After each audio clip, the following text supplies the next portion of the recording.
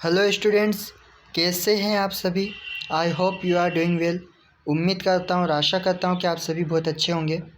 इस वीडियो में मैं आपको बताऊंगा कि जो क्वांटम मैकेनिक्स जो आपका होता है उससे आपको बेसिक इंट्रोड्यूस करवाऊंगा कि क्या होता है। साथ ही साथ में जो बीटेक सीएस के बच्चे हैं फर्स्ट ईयर के, उन सभी के लिए ये वीडियो काफ़ी ज़्यादा हेल्पफुल होगा। और साथ ही साथ बीएससी थर्ड ईयर के बच्चे कंप्यूटर साइंस के और मास्टर ऑफ साइंस एमएससी के भी सभी बच्चों के लिए ये वीडियो काफ़ी ज़्यादा हेल्पफुल साबित होगा। बढ़ते हैं आगे। सबसे पहले मैं आप लोगों के साथ डिस्कस करना चाहता हूँ कि आप लोगों ने सभी ने 10th तक साइंस सभी ने पढ़ा है। 10th में जो साइंस होता है एक तरह से ट्री होता है, पेड़ होता है, जिसकी कुछ शाखाएं ब्रांचेस निकलती है। लाइक आप लोगों ने देखा होगा केमिस्ट्री है, बायोलॉजी है, फिजिक्स है। तो ये सारी की सारी ब्रांचेस होती है। इसमें एस्ट्रोनॉमिकल साइंस भी आता है, मैथमेटिक्स भी आता है। तो ये सारी की सारी ब्रांचेस होती है साइंस की। उन सभी ब्रांचेस में से हम एक ब्रांच की बात करेंगे जिसका नाम होता है फिजिक्स, जिसको हिंदी में भौतिक शास्त्र के नाम से जाना जाता है। अब बच्चों यहाँ तक तो हम लोगों ने समझ में आ गया हम लोगों के कि भौतिक शास्त्र जो फिजिक्स होता है वो ब्रांच होता है किसकी, साइंस की। अब फिजिक्स जो होता है भौतिक, अब यहाँ पे फिजिक्स के अंदर होता क्या है, किस चीज़ के बारे में स्टडी की जाती है, 11th-12th में कितने टॉपिक्स होते हैं, वहीं से हम लोग स्टार्ट करेंगे। तो बच्चों 11th क्लास के जो चैप्टर है कम से कम 14 to 15 चैप्टर होंगे, आप लोगों को पता है। साथ ही साथ में हमारे 14 चैप्टर से 15 चैप्टर कम से कम किसके होंगे, क्लास 12th के होंगे बच्चों, ओके। या 15 से 16 चैप्टर हमारे अप्रोक्सीमेटली किसके होंगे, क्लास 12th के होंगे। और क्लास 11th के भी 14 to 15 चैप्टर यहाँ पे हमारे होंगे। तो टोटल ओवरऑल जो चैप्टर होंगे हमारे वो 31 के अराउंड होंगे। अब ये जो 31 है बच्चों, इनको चैप्टर का नाम नहीं दिया गया। ये क्या है, ये ओनली टॉपिक्स है। क्या है ये, ओनली और ओनली टॉपिक्स है ये, ठीक है। तो फिर चैप्टर क्या हुए, तो जो साइंस की जो ब्रांच होती है फिजिक्स हमारी, इस फिजिक्स ब्रांच की यदि हम लोग बात करते हैं तो फिजिक्स की एक्चुअल में जो स्टडी की जाती है फिजिक्स के अंदर, वो किन चीज़ों की स्टडी की जाती है हम लोगों ने पढ़ा 11th-12th में। जैसे हम बात करते हैं एनर्जी की बात कर सकते हैं, कुछ नेचुरल इंसिडेंट्स की बात कर सकते हैं, साथ ही साथ ऑप्टिक्स नेचर हो गया, मैग्नेटोस्टैटिक्स नेचर हो गया, इलेक्ट्रोस्टैटिक्स नेचर हो गया। तो इन सभी चीज़ों के बारे में, इन सभी टॉपिक्स के बारे में जो डिस्कशन किया जाता है वो सब कुछ किया जाता है फिजिक्स के अंदर, ओके। अब फिजिक्स की बच्चों एक्चुअल में दो ब्रांचेस होती है। There are two types of physics, या फिर हम बोल सकते हैं काइंड्स ऑफ फिजिक्स जो होते हैं वो दो टाइप के होते हैं। नंबर 1 जो आता है हमारा वो आता है क्लासिकल मैकेनिक्स, CM लिख रहा हूँ, क्लासिकल मैकेनिक्स। और एक और जो होता है वो होता है हमारा क्वांटम मैकेनिक्स, जिसको हम मॉडर्न फिजिक्स के नाम से जानते हैं। अब यहाँ तक इतनी चीज़ें तो हमको समझ में आ गई कि क्लासिकल मैकेनिक्स होता है और एक जो ब्रांच होती है वो होती है क्वांटम मैकेनिक्स, जिसको हम मॉडर्न फिजिक्स के नाम से भी जानते हैं, ओके बच्चों। अब यहाँ पे हम डिस्कस करेंगे कि ये जो दो ब्रांच होती है इनके बारे में कि ये होता क्या है। तो एक चीज़ मैं आपको बिल्कुल क्लियरली बता देता हूँ कि जो 19th सेंचुरी के पहले जो फिजिक्स बनाया गया था बच्चों, वो पूरा का पूरा क्वांटम मैकेनिक्स के अंदर नहीं आता है। उससे रिलेटेड जो फिनोमिनाज होते हैं क्वांटम मैकेनिक्स के वो भी उसके अंदर नहीं आएंगे। तो फिर कौन सा फिनोमिना आएगा, तो क्लासिकल मैकेनिक्स का जितना भी फिनोमिना है वो 19th सेंचुरी के बिफोर की यदि बात करेंगे, मतलब पहले की बात करेंगे, 19वीं शताब्दी जो सदी होती है हमारी 19th सेंचुरी, उसके पहले जितना भी फिजिक्स बच्चों बना है वो हमारा क्लासिकल मैकेनिक्स के अंदर आता है। और जो 19th सेंचुरी के बाद की जो फिजिक्स बनी है, या फिर हम ऐसा भी इसको डिफाइन कर सकते हैं कि बिगिनिंग ऑफ 19th सेंचुरी, मतलब जहाँ से 19th सेंचुरी का स्टार्टअप हुआ था वहीं से जो फिजिक्स बना है उसको हम नाम देंगे क्वांटम मैकेनिक्स, जिसको हम बोलते हैं आज के ज़माने में मॉडर्न फिजिक्स, ओके। अब कुछ फिनोमिना के नाम आप लोगों ने सुने होंगे, जैसे कि लॉ ऑफ मोशन की बात करते हैं, ग्रेविटेशनल लॉ की हम बात करते हैं, साथ ही साथ में रिफ्लेक्शन का फिनोमिना हो जाता है हमारा, रिफ्रैक्शन हो जाता है, पोलराइजेशन हो जाता है, इंटरफेरेंस हो जाता है और डिफ्रैक्शन हो जाता है। ये सारे फिनोमिना जो हम लोगों ने पढ़े हैं, ये सारे फिनोमिना किसके अंदर आते हैं बच्चों, क्लासिकल मैकेनिक्स के अंदर आते हैं, जो कि 19th सेंचुरी के बिगिनिंग में पढ़ाया जाता था, मतलब जो भी बना गया है पूरा, जो 19 सेंचुरी के पहले जितना भी फिजिक्स बना है वो हमारा क्लासिकल मैकेनिक्स के अंदर आता है। और जैसे कि हम बात करते हैं क्लास 11th के जो टॉपिक है 15, जिसको हम चैप्टर बोलते हैं, इसी तरह से क्लास 12th के जो टॉपिक है चैप्टर, जिसको हम बोलते हैं 15 16। तो टोटल जो 30 चैप्टर के अराउंड हमारे टोटल है 11th और 12th के क्लास के मिलाकर, वो इन्हीं दोनों ब्रांचेस से निकाल कर बनाए गए हैं। ठीक है बच्चों, जैसे आपने 11th क्लास में एक लॉ ऑफ मोशन का एक चैप्टर पढ़ा होगा, इसके बाद इलेक्ट्रोस्टैटिक्स के फिनोमिना देखे होंगे, और ग्रेविटेशनल एक चैप्टर देखा होगा आपने 11th क्लास में। तो ये जो हमारा पूरा फिनोमिनाज होते हैं, जैसे मैंने बोला टोटल 30 चैप्टर्स होते हैं, तो इन 30 चैप्टर में से around 40 to 15 chapter classical mechanics के होते हैं, और अराउंड 14 to 15 जो चैप्टर्स होते हैं वो क्वांटम मैकेनिक्स के होते हैं, जिसको हम मॉडर्न फिजिक्स के अंदर रखते हैं। और उन्हीं टॉपिकों को यहाँ पे चैप्टर के अंदर रखा गया है, जो कि 11th 12th क्लास में आप लोगों को पढ़ाया जाता है। अब यहाँ पे हम लोगों ने बात की है कि जो फिनोमिनास थे, जैसे रिफ्लेक्शन है, इंटरफेरेंस है, पोलराइजेशन है, ये सारे फिनोमिना जो थे, ये हमने जो स्टडी करते हैं इन फिनोमिना की, वो हम क्लासिकल मैकेनिक्स में करते हैं। तो अभी क्वांटम मैकेनिक्स की क्या होगा, तो कुछ न्यू फिनोमिनाज होते हैं बच्चों, मतलब कि कुछ ऐसे लॉज होते हैं, कुछ ऐसी थ्योरीज होती है, कुछ ऐसी परिकल्पनाएं होती है, फिनोमिनाज, जिनके बारे में स्टडी क्या हो रहा था, थोड़ा सा इम्पॉसिबल हो रहा था, किसके अंदर, क्लासिकल मैकेनिक्स के अंदर। तो उन सभी फिनोमिनाज की जो स्टडी है वो क्वांटम मैकेनिक्स के अंदर की गई, इसलिए उसको 19 सेंचुरी के बाद में कुछ डिस्कवरीज वगैरह भी हुई है। साथ ही साथ आप लोगों ने पढ़ा होगा, जैसे एनर्जी की 2 अलग अलग इक्वेशंस होती है, E = mc² होता है, एक E = h होता है हमारा। तो ये जो दोनों इक्वेशन होती है ये हमारी एनर्जी की होती है, आप लोगों ने दोनों इक्वेशन पढ़ी है। लेकिन ये जो ऊपर वाली इक्वेशन है इसको हम पढ़ते हैं क्लासिकल मैकेनिक्स में एनर्जी के फॉर्म में, जो कि मास एनर्जी का रिलेशन इक्विवेलेंट होता है, इस चीज़ को रिप्रेजेंट करता है। और साथ ही साथ E = जो h न्यू होता है हमारा, यहाँ पे न्यू फ्रीक्वेंसी होती है, और h जो होता है प्लैंक कांस्टेंट होता है। और ये प्लैंक ने इक्वेशन दी थी एनर्जी के लिए, और ये जो इक्वेशन है बच्चों ये क्वांटम मैकेनिक्स के अंदर आती है। ठीक है, और क्वांटम मैकेनिक्स के अंदर एनर्जी को रिप्रेजेंट करने के लिए हमको E = h न्यू इक्वेशन को के फॉर्म में रिप्रेजेंट करना पड़ेगा। यहाँ तक आप लोगों को समझ में आया होगा। तो इससे ये आप लोगों को भी ये भी समझ में आ रहा होगा कि कुछ फिनोमिना थे, जैसे कि आप लोगों को मैं बताऊँगा फोटो इलेक्ट्रिक इफेक्ट। आपने नाम सुना होगा, फोटो इलेक्ट्रिक इफेक्ट होता है, पढ़ेंगे इसमें आएगा आगे।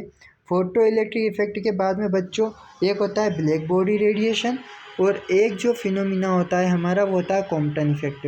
तो इन तीनों फिनोमिनास के बारे में जो हम स्टडी करेंगे वो हम करेंगे क्वांटम मैकेनिक्स के अंदर, क्योंकि तीनों फिनोमिना की जो स्टडी है क्लासिकल मैकेनिक्स के अंदर एक्चुअली क्या हो रहा था कि स्टडी करना मुश्किल हो रहा था, इम्पॉसिबल हो रहा था। तो उस प्रॉब्लम को मॉडिफाई करने के लिए, मतलब उस प्रॉब्लम को थोड़ा सा बढ़ाने के लिए, उसको सोल्व करने के लिए यहाँ पर क्वांटम मैकेनिक्स बनाया गया, जिसके अंदर इन तीनों फिनोमिना को आसानी से और इजी वे में सोल्व किया गया।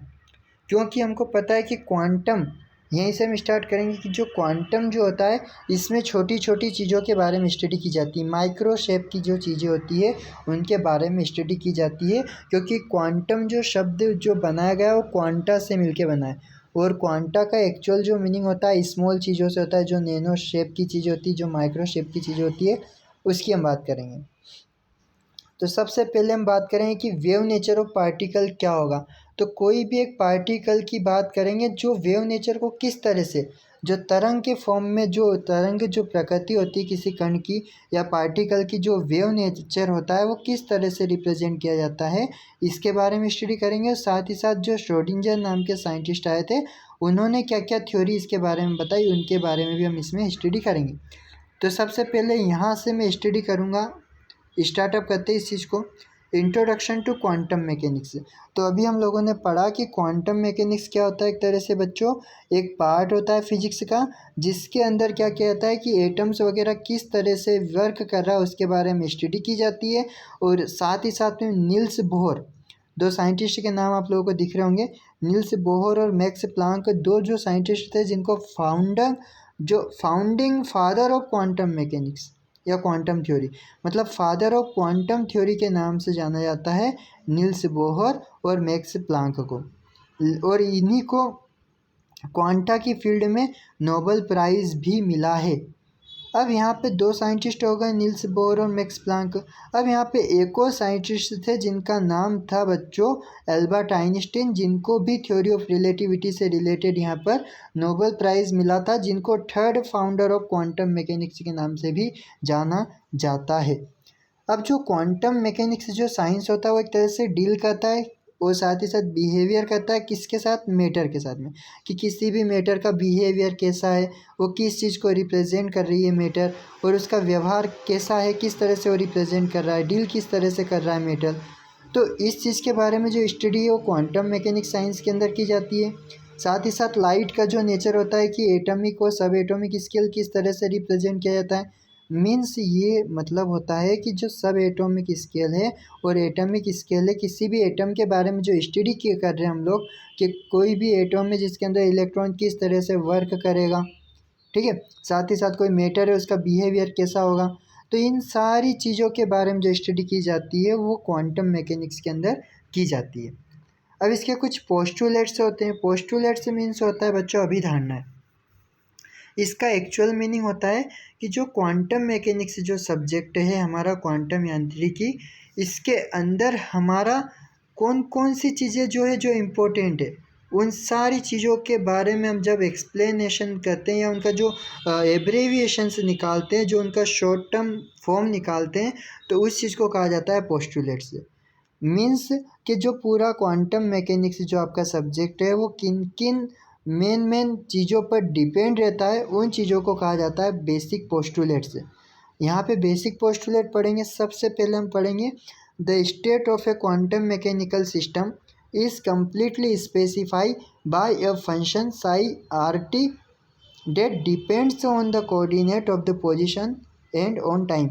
इसका मतलब ये होता है बच्चों के जो क्वांटम मैकेनिक्स है उसके कुछ फीचर्स होते हैं और वो किन किन चीज़ों पे डिपेंड करता है। उसमें से पहला नंबर ये है कि क्वांटम मैकेनिकल सिस्टम को रिप्रेजेंट करने के लिए हमको क्या करना पड़ेगा, एक कम्प्लीटली एक फंक्शन बनाना पड़ेगा। किसी भी क्वांटम मैकेनिकल सिस्टम को रिप्रेजेंट करने के लिए बच्चों एक फंक्शन यहाँ पे बनाना पड़ेगा और उस फंक्शन को साई के फॉर्म में रिप्रेजेंट करना पड़ेगा। जैसे साई क्या होता है, एक वेव फंक्शन को रिप्रेजेंट करेगा। ये जो सिंबल होता है बच्चों ऐसा है, ये साई का सिंबल है। इसमें आर और टी भी है, तो आर क्या है यहाँ पे पोजीशन को रिप्रेजेंट करेगा, किसी भी फंक्शन के कोऑर्डिनेट की पोजीशन है, और आर को हम एक्स वाई जेड के फॉर्म में भी रिप्रेजेंट कर सकते हैं, तीनों डायमेंशन फॉर्म में, और टी हमारा ऐसा का ऐसे ही रहेगा। तो ये जो हमने एक इक्वेशन लिखी हुई है बच्चों, इसको इस फॉर्म में भी लिखा जा सकता है जैसा कि ऊपर दिया गया है, psi R T. R means position होता है, जो कि हम एक्स वाई जेड के फॉर्म में भी इसको रिप्रेजेंट कर सकते हैं, ठीक है। अब यहाँ पे पहला पॉइंट यही चीज़ को रिप्रेजेंट कर रहा है कि जो क्वांटम मैकेनिकल जो सिस्टम होता है उसमें किसी भी फंक्शन को रिप्रेजेंट करने के लिए एक वेव फंक्शन की आवश्यकता होती है, जिसको हमने साई ऑफ आर टी या साई वेव फंक्शन नाम दिया है। अब यहाँ पे साई आर टी क्या है, डिपेंड करता है पोजीशन और टाइम के ऊपर। तो पहला पोस्टुलेट हो जाएगा हमारा कि क्वांटम मैकेनिक्स में किसी भी सिस्टम को रिप्रेजेंट करने के लिए एक वेव फंक्शन की आवश्यकता हमको लगती है, और जिसको नाम दिया गया है साई। मतलब पूरे क्वांटम मैकेनिक्स में हम लोग साई के बारे में बहुत ज़्यादा पढ़ेंगे और डिस्कस करेंगे। सेकंड पॉइंट आता है कि जो क्वांटम मैकेनिक्स जो होता है वो ऑब्जर्व करता है किस चीज़ को, मेजरमेंट को। कौन सी, किस चीज़ का मेजरमेंट, तो जो ऑपरेटर्स होते हैं और आइगन वैल्यूज़ होती है, इन चीज़ों को मेजरमेंट करने के लिए क्वांटम मैकेनिक्स को ऑब्जर्व किया जाता है, ठीक है बच्चों। तो ये हमारा सेकंड पोस्टुलेट होता है। अब इसमें ऑपरेटर्स और आइगन वैल्यूज़ क्या होती है, इनके बारे में हम इसी चैप्टर में थोड़ा सा आगे डिस्कस करेंगे कि जो हमारे ऑपरेटर के टाइप होते हैं, जैसे हैमिल्टोनियन ऑपरेटर हो गया, एनर्जी ऑपरेटर हो गया, मोमेंटम ऑपरेटर हो गया, टाइम ऑपरेटर हो गया, पोजीशन ऑपरेटर हो गया। तो इन सारे ऑपरेटर के बारे में भी हम लोग डिस्कस करेंगे, और एक्चुअल ऑपरेटर क्या होता है ये भी मैं आपको बताऊँगा आगे, जस्ट जहाँ से ऑपरेटर का हमारा जो टॉपिक है वो स्टार्ट होगा, उसके अंदर हम इस चीज़ को पूरी तरह से क्लियर करेंगे। आइगन वैल्यूज़ क्या होता है, तो आइगन वैल्यू के बारे में भी चैप्टर में आगे आएगा, वहाँ पे हम इस चीज़ को डिस्कस करेंगे और मैं पूरी तरह से इसको आपको समझाऊंगा। आगे बढ़ते हैं। तो सेकंड पॉइंट का एक्चुअल मीनिंग क्या हुआ कि जो ऑपरेटर्स और आइगन वैल्यूज़ होती है इनको मेजरमेंट जो कहता है और ऑब्जर्व जो कहता है वो क्वांटम मैकेनिक्स के अंदर कहता है। थर्ड पॉइंट जो आएगा हमारा क्वांटम मैकेनिक्स का, इसके अंदर आइगन फंक्शंस हो गए और ऑपरेटर्स हो गए, इनके करस्पॉन्डिंग एक कंप्लीट सेट को ऑब्जर्व किया जाता है।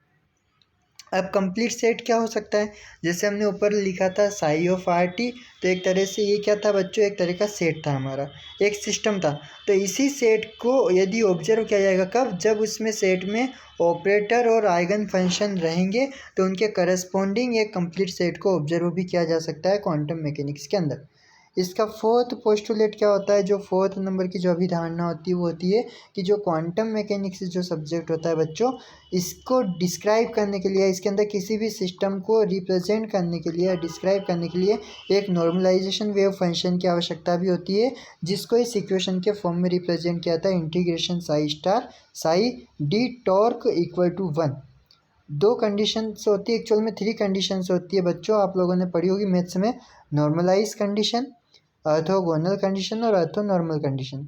तो जो नॉर्मलाइजेशन कंडीशंस होती है बच्चों, उसके इक्विवेलेंट में हमेशा 1 आता है, ऑर्थोगोनल कंडीशन के इक्विवेलेंट में हमेशा 0 आता है, और हमारी जो ऑर्थोनॉर्मल कंडीशन होती है वो कि एक हमारा डेल्टा डिराक फंक्शन को भी रिप्रेजेंट करता है, जिसमें 0 और 1 दोनों वैल्यू हो सकती है, वो हमारे जो कंपोनेंट्स होते हैं उन पे डिपेंड करता है। अब यहाँ पे हमने integration psi star psi D torque लिख तो दिया है। अब यहाँ पे जो साई स्टार है बच्चों, ये कॉम्प्लेक्स कंजुगेट फॉर्म को रिप्रेजेंट करेगा और साई हमारा एक नॉर्मल वेव फंक्शन को रिप्रेजेंट करेगा। तो इस तरह से एक्चुअल में ये जो 4 हमने पॉइंट पढ़े हैं, अभी स्टडी की है, ये हमारे बेसिक पोस्टुलेट्स होंगे क्वांटम मैकेनिक्स के। जिन बेसिक पोस्टुलेट्स के ऊपर या जिन जिन पॉइंट के ऊपर या जिन जिन ऑब्जेक्ट्स वगैरह जो हमने इसके अंदर पढ़े, जैसे कि वेव फंक्शन हो गया, आइगन वैल्यू हो गई, ऑपरेटर हो गया, तो इन सारी चीज़ों के ऊपर डिपेंड करता है कोई भी सिस्टम है, और जो सिस्टम को रिप्रेजेंट किया जाता है क्वांटम मैकेनिक्स में वो एक वेव फंक्शन के द्वारा किया जाता है। तो ये चीज़ें हमारी यहाँ पे आके क्लियर हो गई। अब इसके बाद में जो नेक्स्ट टॉपिक आता है वो आता है बच्चों the wave nature of particles, कि जो पार्टिकल होता है उसका वेव नेचर क्या होता है। काफ़ी इंपॉर्टेंट क्वेश्चन है डेफिनेशन के अकॉर्डिंग यदि देखें तो थोड़ा सा मैं इस चीज़ को डिफाइन करूँगा यहाँ पर, ध्यान से देखेंगे।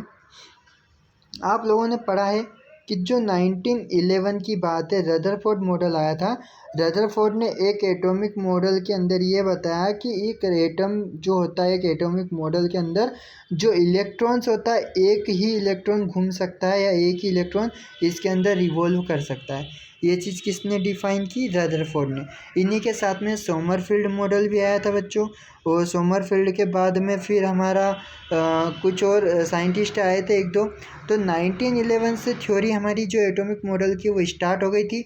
उसके बाद में बोहर मॉडल आया, और बोहर मॉडल के अकॉर्डिंग यदि हम बात करें तो बोहर, जो कि नील्स बोहर साइंटिस्ट थे, जिनको क्वांटम मैकेनिक्स के अंदर भी हम लोग पढ़ते हैं, बहुत ज़्यादा डिस्कस इनके बारे में करते हैं हम लोग।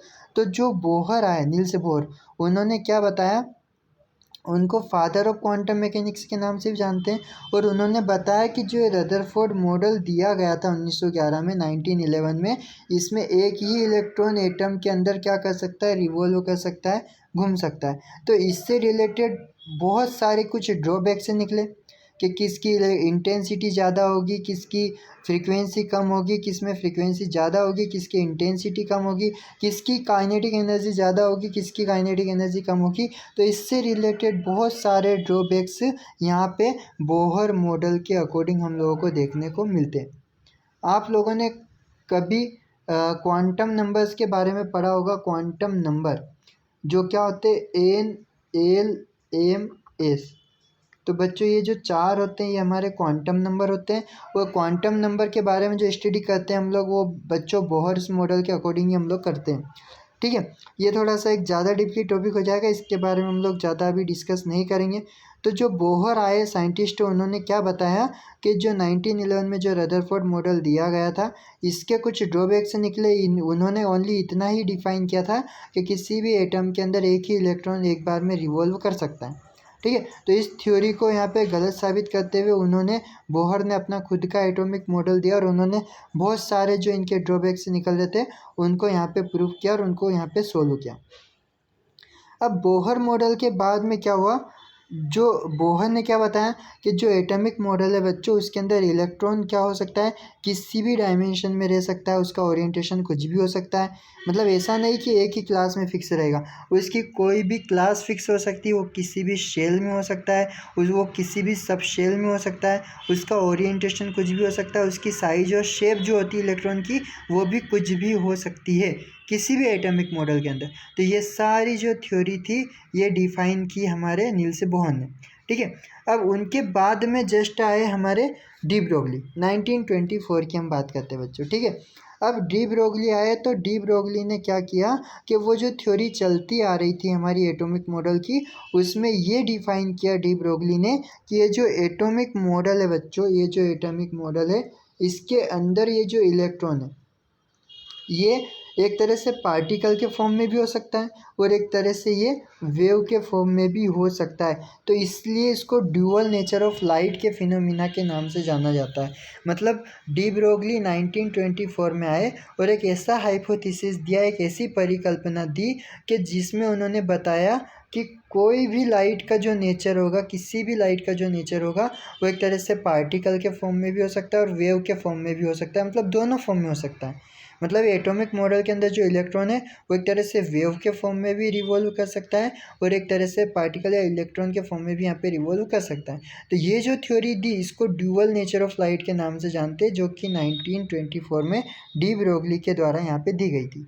ठीक है बच्चों, अब ये जो थ्योरी है इसमें यही चीज़ पढ़ें कि 1924 de Broglie first hypothesis that associated with every particle there is a wave.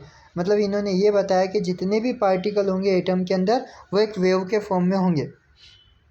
The wave associated with each moving particle of the material.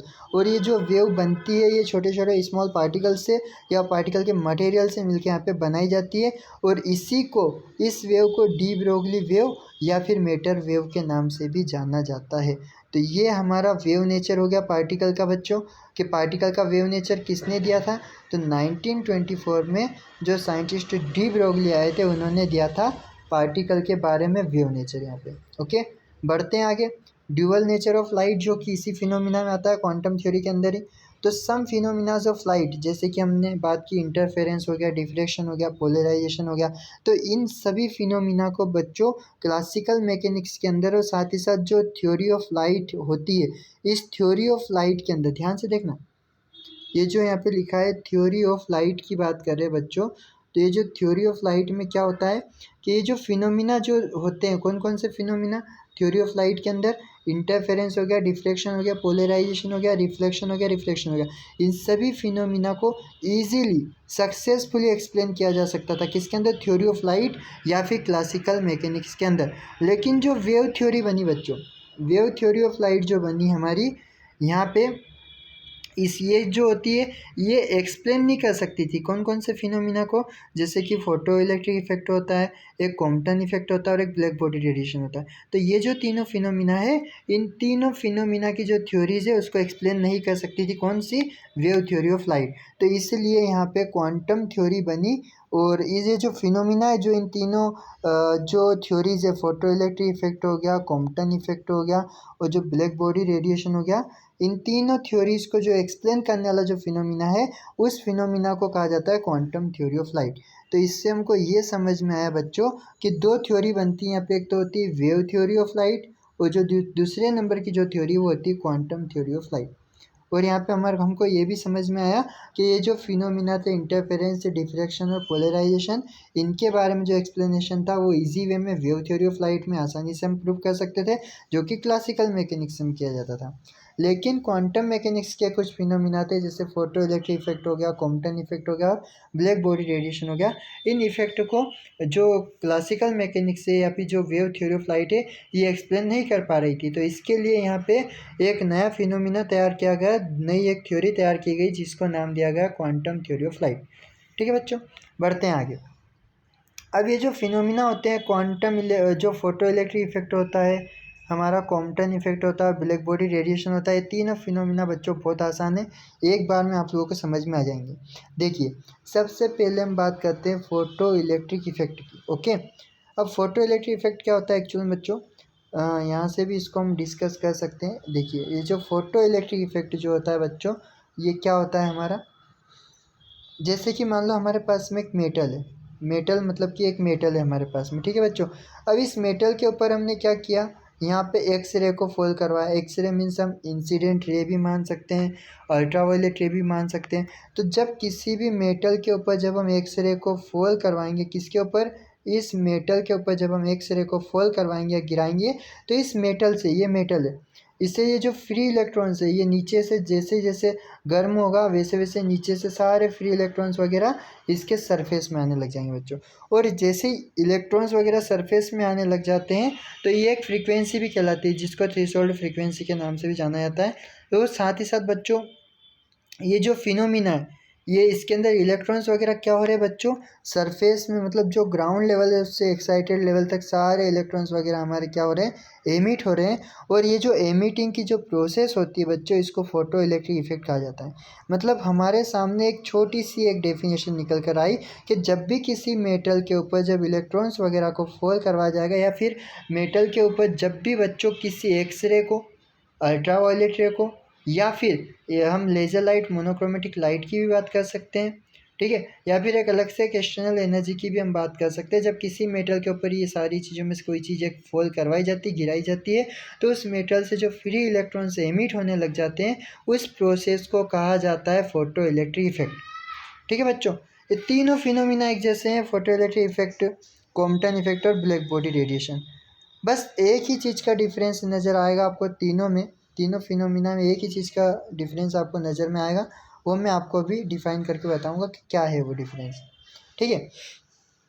अब ब्लैक बॉडी रेडिएशन का, और ये जो फोटो इलेक्ट्रिक इफेक्ट है बच्चों 1888 में हॉलवेक्स के द्वारा यहाँ पे इसके बारे में डिफाइन किया गया था।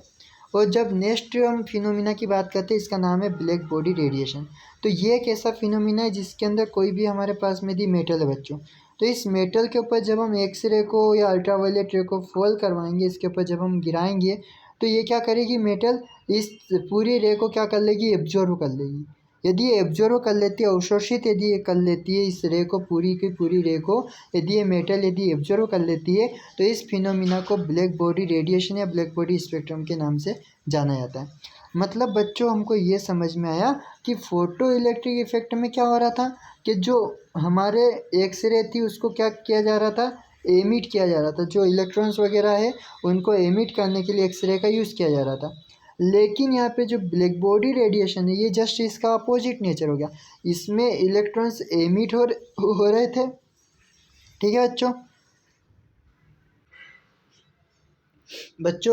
ये जो फोटो इलेक्ट्रिक इफेक्ट है, इस फिनोमिना में क्या हो रहे थे, मेटल से इलेक्ट्रॉन्स वगैरह एमिट हो रहे थे, सारे बाहर निकल रहे थे। लेकिन जो ब्लैक बॉडी रेडिएशन का फिनोमिना होता है, इसमें क्या होते हैं, सभी इलेक्ट्रॉन्स वगैरह एब्जॉर्ब हो रहे थे, ठीक है। तो ये दो प्रोसेस हो गई। अब जो कॉम्पटन इफेक्ट है ये काफ़ी ज़्यादा इंपॉर्टेंट है बच्चों। और कॉम्पटन इफेक्ट क्या होता है कि जब भी किसी मेटल के ऊपर, मान लो हमारे पास में एक मेटल है, मान लो सपोज़ कि हमारे पास में बच्चों एक मेटल है। अब इसके ऊपर हमने क्या किया कि ये जो है एक्सरे वगैरह को हमने फॉल करवाया, एक्सरे को या इंसिडेंट रे को हमने इसके ऊपर, मेटल के ऊपर फॉल करवाया। तो जैसे ही फॉल करवाया, ये जो रे है एक्सरे, ये क्या होने लग जाती है, स्केटर्ड होने लग जाती, फैलने लग जाती है बच्चों, इस तरह से ये फैलने लग जाती है। तो इस फिनोमिना को कहा जाता है बच्चों कॉम्पटन इफेक्ट। मतलब ये तीनों फिनोमिना क्या हो गए, एक जैसे ही है, लेकिन डिफरेंस किस चीज़ का है, थोड़ी थोड़ी सी चीज़ों का है ओनली। और वो भी क्या चीज़ें, जैसे फोटो इलेक्ट्रिक इफेक्ट में क्या होता है, जो इलेक्ट्रॉन्स है वो मेटल से एमिट होते, बाहर निकलते। ब्लैक बॉडी रेडिएशन में क्या होता है बच्चों, कि जो इलेक्ट्रॉन्स वगैरह वो एब्जॉर्व होते हैं, सारी एनर्जी जो होती है एब्जॉर्व होने लग जाती है। और कॉम्पटन इफेक्ट में क्या होता है बच्चों, जब हम एक्स रे को फॉल करवाते हैं, या फिर इसकी जगह हम IR, इंफ्रारेड, इंसिडेंट रे को जब हम इंसिडेंट लाइट की बात करते हैं, इंसिडेंट लाइट को जब हम फॉल करवाते हैं किसी मेटल के ऊपर, तो इस मेटल से इलेक्ट्रॉन्स वगैरह क्या होने लग जाते हैं, स्कैटर्ड होने लग जाते हैं, ठीक है। और ये जो प्रोसेस होती है इसको कॉम्पटन स्कैटरिंग के नाम से भी जाना जाता है।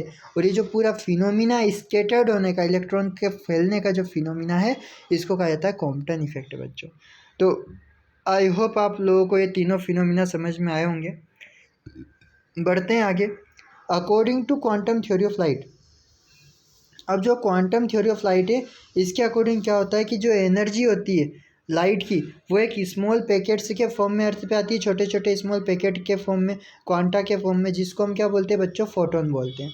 ठीक है। और ये जो लाइट है ये बच्चों किस चीज़ को शो करेगी, वेव के साथ ही साथ में पार्टिकल्स नेचर को भी रिप्रेजेंट करेगी। और इसके बारे में किसने बताया, डी ब्रोगली ने बताया। और इस फिनोमिना को ड्यूअल नेचर ऑफ लाइट के नाम से जाना जाता है। ठीक है बच्चों। अब इसकी कुछ प्रॉपर्टी होती है डी ब्रोगली वेव की, थोड़ा सा कोशिश कर रहा हूँ कि यहाँ से हम लोग फास्ट पढ़ेंगे। कुछ प्रॉपर्टीज़ होती है डी ब्रोगली वेव की, जैसे फर्स्ट प्रॉपर्टी है the velocity of matter wave is greater than the velocity of light. मतलब जो वेलोसिटी ऑफ मैटर वेव है, मैटर वेव्स मीन्स क्या पढ़ा अभी बच्चों हमने, डी ब्रोगली वेव। तो जो डी ब्रोगली वेव होती है वो ग्रेटर होती है किसके कंपेयर में, लाइट की वेलोसिटी के कंपेयर में। सेकंड प्रॉपर्टी होती है कि जो मैटर वेव है, जिसको डी ब्रोगली वेव के नाम से जानते हैं, इसको प्रोड्यूस किया जाता है कब किया जाता है, जब पार्टिकल मोशन में होता है तभी जाके इसको प्रोड्यूस किया जा सकता है। थर्ड पॉइंट है velocity of matter wave depend upon the velocity of particle. मतलब किसी भी पार्टिकल की वेलोसिटी होती है उसके ऊपर डिपेंड करता है जो वेलोसिटी ऑफ मैटर वेव है पूरी तरह से। ठीक है। तो यहाँ पे जो तीन है बच्चों हमारे डी ब्रोगली वेव के प्रॉपर्टी हो गई, जिसको हम मैटर वेव के नाम से भी जानते हैं। ठीक है। अब यहाँ से इम्पोर्टेंट क्वेश्चन हमारा निकल के आ रहा है, expression for D Broglie wavelength. जो डी ब्रोगली वेवलेंथ होता है इसका जो एक्सप्रेशन है, जो डेरिवेशन है, उसको हमको प्रूफ करना है। ठीक है बच्चों, बहुत आसान है। According to quantum theory of light the energy of photon, हमने पढ़ा है कि जो क्वांटम थ्योरी ऑफ लाइट होती है उसके अकॉर्डिंग जो फोटोन एनर्जी होती है उसकी इक्वेशन क्या होगी बच्चों, E equal to H nu होती है, जहाँ पे न्यू हमारा फ्रिक्वेंसी होता है जिसकी वैल्यू C अपॉन में लेमड़ा होगी। और C अपॉन लेमड़ा की वैल्यू यदि हमने यहाँ पे न्यू की जगह रखा तो हमारे पास में इक्वेशन बनी E equal to H C upon में लेमड़ा। अब बच्चों यहाँ पे जो न्यू है वो यहाँ पे फ्रिक्वेंसी होता है, फ्रीक्वेंसी ऑफ पार्टिकल तो या फ्रीक्वेंसी ऑफ इलेक्ट्रॉन। उसके बाद में जो C होता है बच्चों वो हमारा वेलोसिटी ऑफ लाइट होगा, और लेमड़ा जो होता है वो हमारा वेवलेंथ होगा बच्चों। और एच जो होता है वो हमारा प्लैंक कांस्टेंट होता है, जिसकी वैल्यू यहाँ पे मैंने डिफाइन करके रखी है कि C जो होता है वेलोसिटी ऑफ लाइट, जिसकी वैल्यू होती है 3 × 10⁸ मीटर पर सेकंड। और एच जो होता है प्लैंक कांस्टेंट होता है, इसकी वैल्यू MKS मेथड में मीटर किलोग्राम सेकंड जो मेथड होती है, जिसके अंदर 6.62 × 10⁻34 जूल इंटू सेकंड यहाँ पे होती है हमारी। ठीक है। अब यहाँ तक इक्वेशन फर्स्ट तक आपको इजी वे में समझ में आया होगा। और ये जो इक्वेशन है क्वांटम थ्योरी के अकॉर्डिंग आती है बच्चों एनर्जी की इक्वेशन, जो कि फोटोन के फॉर्म में होती है। यदि हम क्लासिकल थ्योरी की बात करते हैं या वेव थ्योरी की बात करेंगे तो उसमें एनर्जी की इक्वेशन होती है E इक्वल टू MC का स्क्वायर, लेकिन उसका यूज़ हमको यहाँ पे नहीं करना है बच्चों। ठीक है, उसका यूज़ हम आगे करेंगे अब। ठीक है। अब यहाँ पे देखते हैं इक्वेशन नंबर सेकंड। यहाँ पे हमने सब चीज़ें डिफाइन करके रखी है, आप लोगों को सब चीज़ें एक्चुअली समझ में आएगी। अब हम जानते हैं Einstein formula equal to MC होता है, जो कि वेव नेचर ऑफ लाइट को भी रिप्रेजेंट करता है। इक्वल टू MC², हमने इक्वेशन नंबर सेकंड नाम दे दी यहाँ पे। अब आप लोगों को एक चीज़ रिप्रेजेंट हो रही होगी कि इक्वेशन फर्स्ट और इक्वेशन सेकंड दोनों इक्वेशन क्या है, एनर्जी के फॉर्म में हमारे सामने दिख रही है, शो हो रही है। इन दोनों इक्वेशन को हमने कंपेयर कर दिया, दोनों को इक्विवेलेंट कर दिया। जैसे हम इक्विवेलेंट करेंगे C से C कैंसिल हो जाएगा और MC के इक्वल में आ जाएगा H अपॉन में लेमड़ा। लेमड़ा की वैल्यू यदि हम वेवलेंथ की वैल्यू निकालते हैं तो lambda equal to H upon में MC हो जाएगा। और एक्चुअल में यहाँ पे जो MC है बच्चों ये है मोमेंटम ऑफ फोटोन। यहाँ पे यदि हम बात करते हैं बच्चों क्लासिकल मैकेनिक्स की, फिर से वही थ्योरी की बात करूँगा कि जो मोमेंटम होता है, मोमेंटम क्या होता है आप लोगों ने पढ़ा होगा, momentum P equal to mv से रिप्रेजेंट किया जाता है, जिसको लीनियर मोमेंटम के नाम से जाना जाता है क्लासिकल मैकेनिक्स में। या फिर हम इसको बोल सकते हैं momentum of particle. Momentum of particle जो होता है वो P इक्वल टू mv होता है बच्चों। और यहाँ पे जो लिखा हुआ हमने वो लिखा है momentum of particle, sorry momentum of photon, जो कि होता है P इक्वल टू mc। मतलब दोनों में डिफरेंस क्या है, यहाँ पे mv था वेलोसिटी के साथ में मास था, और यहाँ पे वेलोसिटी ऑफ लाइट के साथ में मास है। तो यहाँ पे जो फोटोन का जो मोमेंटम निकलेगा उसको भी हम P से रिप्रेजेंट करेंगे, और जो लीनियर मोमेंटम, जो सिंपल मोमेंटम निकलेगा पार्टिकल का, उसको हम P इक्वल टू mv से रिप्रेजेंट करेंगे। अब यहाँ पे वैल्यू पुट कर दी गई है MC की जगह P, तो हमारे पास में एक वेवलेंथ की वैल्यू आई है lambda equal to H upon में P। ये जो H अपॉन में P, ये जो वेवलेंथ की जो वैल्यू आई है बच्चों, इसी को डी ब्रोगली वेवलेंथ के नाम से जाना जाता है। आप लोग नोट कर सकते हैं, इस ये जो इक्वेशन आई है lambda equal to H upon में P, इसको डी ब्रोगली वेवलेंथ के नाम से भी जाना जाता है। अब यहाँ से हम जानते हैं WKT, we know that the kinetic energy 1/2 mv² होती है बच्चों, लेकिन ये कहाँ होगी, क्लासिकल मैकेनिक्स में होगी। और हम जो ड्राइव कर रहे हैं इक्वेशन, जो फॉर्मूला है वो क्वांटम मैकेनिक्स के अंदर करेंगे, तो इसको हमको काइनेटिक एनर्जी की इक्वेशन क्वांटम थ्योरी के अकॉर्डिंग बनानी पड़ेगी। तो सबसे पहले हम क्या करेंगे, इस इक्वेशन फॉर्म में एम जो रहेगा बच्चों उससे हम मल्टीप्लाई कर देंगे और एम से हम क्या कर देंगे, डिवाइडेड कर देंगे। तो जब एम से मल्टीप्लाई और डिवाइड किया जाएगा बच्चों, तो हमारे सामने एक इक्वेशन है 1/2 mv²। इसको जब एम से मल्टीप्लाई और एम से डिवाइड किया तो इस फॉर्म में हम इसको लिख सकते हैं। और यहाँ पे मोमेंटम ऑफ पार्टिकल जो होता है वो एम वी होता है। अभी मैंने बताया था आपको कि जो मोमेंटम ऑफ फोटोन जो होता है वो P=mc होगा, और जो मोमेंटम ऑफ पार्टिकल है वो P=mv होगा बच्चों। तो ये जो वैल्यू है m²v² की जगह हमने क्या रख दिया, p का स्क्वायर रख दिया। तो हमारे पास में एक इक्वेशन बन गई E=p²/2m, जो कि काइनेटिक एनर्जी को वही रिप्रेजेंट करेगा किसमें, क्वांटम मैकेनिक्स में। ठीक है बच्चों, तो क्वांटम मैकेनिक्स में काइनेटिक एनर्जी की इक्वेशन क्या हो गई, p²/2m हो जाएगी। और क्लासिकल मैकेनिक्स में काइनेटिक एनर्जी की इक्वेशन 1/2mv² हो जाएगी। अब बात करते हैं यहाँ पर, p² एज इट इज रहेगा, 2m का e के साथ मल्टीप्लाई किया है यहाँ पे बच्चों, रूट इधर आया तो स्क्वायर में मतलब चेंज हो जाएगा, स्क्वायर को इधर लाए तो रूट में चेंज हो जाएगा। तो p²=√में 2m e हमारा आया। और इस वैल्यू को हमने क्या किया, जो इक्वेशन नंबर 3 जो हम लोगों की आई थी wavelength of de Broglie wave की, λ=h/p, वहाँ पे p की जगह इसको पुट कर दिया √2m। तो हमारे पास में एक इक्वेशन आ गई, इक्वेशन नंबर 6। और यही हमारा एक्सप्रेशन कहलाता है डी ब्रोगली वेव का। और यही हमको रिक्वायर्ड सॉल्यूशन चाहिए था, और बहुत इंपॉर्टेंट और बहुत इजी क्वेश्चन है बच्चों। एक बार आप इसकी प्रैक्टिस करेंगे तो आपको आसानी से समझ में आ जाएगा। बढ़ते हैं आगे। वेव पैकेट, एक्चुअली बच्चों वेव पैकेट क्या होता है, यहाँ से हमको पता है पैकेट किससे मिलके बनता है। जैसे कि बहुत सारे, एक पेन का पैकेट है तो बहुत सारे पेन से मिलके एक पैकेट बनता है। इसी तरह से वेव पैकेट क्या होगा, जो कि हमारा बहुत सारी वेव्स जो होती है, जैसे यहाँ पे लिखा है लार्ज नंबर ऑफ वेव जो होती है, जो कि एम्पलीट्यूड और फ्रीक्वेंसीज में इक्वल भी हो सकती है और डिफरेंट डिफरेंट फ्रीक्वेंसी की, लेकिन सेम या इक्वल एम्पलीट्यूड की वेव भी हो सकती है। तो उन बहुत सारे लार्ज नंबर ऑफ वेव से मिलके जब हम बात करेंगे, उनके ऊपर कंसिस्ट करेंगे, या बहुत सारे लार्ज नंबर ऑफ वेव को एक साथ में जब यूज़ किया जाएगा तो उसको कहा जाएगा वेव पैकेट बच्चों। ठीक है। फेज़ वेलोसिटी, अब इसके अंदर वेलोसिटीज़ निकलती है हमारी, एक्चुअल में 2 वेलोसिटी निकलेगी। फेज़ वेलोसिटी जिसको हम वेव वेलोसिटी के नाम से भी जानते हैं बच्चों, और एक और जो आएगी हमारी ग्रुप वेलोसिटी होगी। ठीक है। अब फेज़ वेलोसिटी क्या होती है, इस पर थोड़ा सा हम डिस्कस करते हैं।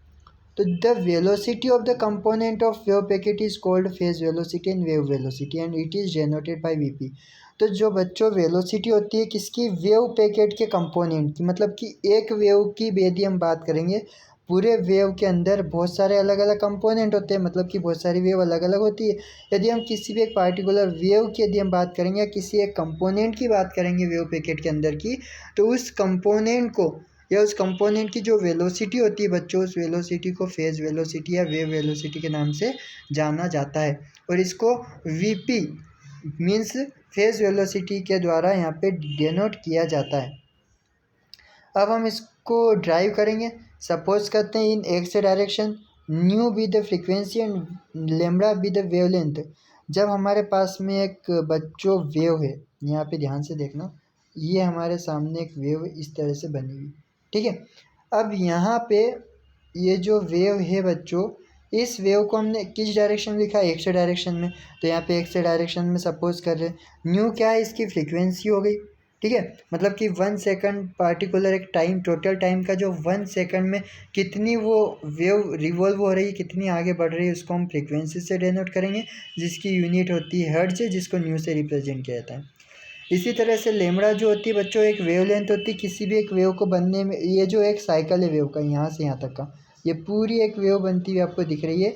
तो जो बच्चों यहाँ से यहाँ तक का एक पूरा साइकिल है किसी भी वेव का, इस साइकिल को जितनी लेंथ लग रही, जितनी इस साइकिल की डिस्टेंस है बच्चों, इस डिस्टेंस को या इस लेंथ को कहा जाएगा लेमड़ा, और वेवलेंथ से इसको डिनोट हम करते हैं। मतलब कि लेमड़ा वेवलेंथ होती है जिसकी यूनिट जो होती है एंगस्ट्रॉम होती है बच्चों। मतलब एक पार्टिकुलर वेव को बनने के लिए जितनी डिस्टेंस यूज़ करते हैं हम लोग, उसको कहा जाता है वेवलेंथ, जिसको लेमड़ा से रिप्रेजेंट करते हैं, जिसकी यूनिट होती है एंगस्ट्रॉम। इससे यहाँ पे एक इक्वेशन रिप्रेजेंट हो रही है हमारे सामने y equal to A sine omega t minus k x. अब के यहाँ पे प्रोपोगेशन कांस्टेंट होता है बच्चों, जिसकी वैल्यू 2 पाई/λ होती है, मतलब कि कितनी वेव में कितना 360 डिग्री एंगल वो कांस्टेंट मतलब रिप्रेजेंट कर रहा है। 2 पाई मीन्स क्या होता है 360 डिग्री, क्योंकि पाई की वैल्यू होती है बच्चों 180 डिग्री, तो 360 अपॉन में लेमड़ा। तो 360 डिग्री के अकॉर्डिंग कितनी वेवलेंथ यहाँ पे वर्क कर रही है उसको हम डिनोट करेंगे के द्वारा, जो कि एक प्रोपोगेशन कांस्टेंट के फॉर्म में रिप्रेजेंट किया जाएगा। ओमेगा यहाँ पे जो होती है वो एंगुलर फ्रीक्वेंसी होती है, न्यू फ्रीक्वेंसी होती है पार्टिकल की, और ओमेगा यहाँ पे एंगुलर फ्रीक्वेंसी होगी बच्चों। और एंगुलर फ्रीक्वेंसी क्यों है, क्योंकि वेव क्या करती है एक सर्कुलर पाथ के फॉर्म में एक तरह से रिवॉल्व होती है, ठीक है। तो y equal to A sine omega t minus k x में यहाँ पे ए क्या हो जाएगा एम्पलीट्यूड हो जाएगा, साइन एंगल को रिप्रेजेंट करेगा हमारा परपेंडिकुलर अपॉन हाइपोटेनियस वेव के अंदर, y हमारा डिस्प्लेसमेंट हो जाएगा, ओमेगा हमारा एंगुलर फ्रीक्वेंसी हो जाएगा जिसकी वैल्यू होती है 2 पाई न्यू। कैसे होती है बच्चों, देखो यहाँ से हम न्यू की वैल्यू भी निकाल सकते हैं। न्यू इक्वल टू क्या हो सकता है बच्चों, ओमेगा अपॉन में 2 पाई हो सकता है, यस या नो, यस। इसी तरह से टाइम की वैल्यू यदि हम निकालते हैं टाइम पीरियड की, तो वो वैल्यू होती है 2 पाई/ओमेगा, ओके। और हमारा फ्रीक्वेंसी का जो फॉर्मूला होता है 1/1/f इक्वल टू 1/t। यदि इस t की वैल्यू कभी यहाँ रखा जाएगा तो ओमेगा ऊपर चले जाएगा, तो ये हमारी न्यू या फिर f या फिर ईटा, ये हमारी फ्रीक्वेंसी आ जाएगी। तीनों फॉर्म में हम इसको रिप्रेजेंट कर सकते हैं, न्यू के फॉर्म में भी, एफ के फॉर्म में भी, और ईटा, ये जो सिंबल है ईटा का जो एन जैसा सिंबल है बच्चों, तो तीनों फॉर्म में इसको रिप्रेजेंट किया जा सकता है। तो जो एंगुलर फ्रीक्वेंसी बनी हमारी omega equal to 2 pi nu बनेगी, और के जो बनेगा हमारा प्रोपोगेशन कांस्टेंट बनेगा। अब इस इक्वेशन में से हम एक फेस की बात करते हैं ओनली, तो वो बनेगा हमारा, एंगल की बात नहीं करें, ओनली एक फेस की बात करेंगे हम लोग। तो omega t minus k x से बराबरी पर हमने लिखा इक्वल टू में फेस, और इसको हमने कांस्टेंट के फॉर्म में लिखा जो कि 0 होता है, और इन दोनों को इक्विवेलेंट किया। लेकिन जब किसी भी एक वेव की वैल्यू निकालते हैं बच्चों हम, तो पूरी वेव की वैल्यू एक साथ में नहीं निकाली जा सकती, इसलिए हम क्या करेंगे उसके एक पार्टिकुलर पार्ट की बात करेंगे। जैसे कि एक ये वेव है बच्चों, पूरी की पूरी एक वेव है, तो पूरी वेव की एक साथ में वैल्यू नहीं निकाल सकते हम लोग, तो किसी भी एक पार्टिकुलर पॉइंट पे लेके इसकी वैल्यू जब निकाली जाएगी, तो जैसे हमने क्या लिखा है यहाँ पे आप लोगों को दिख रहा होगा, टी की जगह हमने डी टी लिखा है, ठीक है, डिफ्रेंशिएट किया हुआ फॉर्म, और एक्स की जगह हमने डी एक्स लिखा है। क्यों लिखा है ऐसा, क्योंकि हम एक पॉइंट की बात कर रहे हैं पार्टिकुलर, यहाँ से यहाँ तक चलेंगे तो टोटल टाइम आएगा टी, लेकिन यदि हम एक पार्टिकुलर या एक स्मॉल सेगमेंट की बात करेंगे, एक छोटे से पॉइंट की बात करेंगे, तो उसको टी की जगह डी टी लिखा जाएगा। इसी तरह से टोटल पोजिशन को एक्स लिखेंगे, और एक स्मॉल पोजिशन को हम डी एक्स के फॉर्म में रिप्रेजेंट करेंगे। ये हमारा इक्विवेलेंट के इस साइड आया तो प्लस में हो गया, और इसी से हमने d x by d t equal to omega upon में के निकाला, और इक्वेशन नंबर सेकंड नाम दे दिया।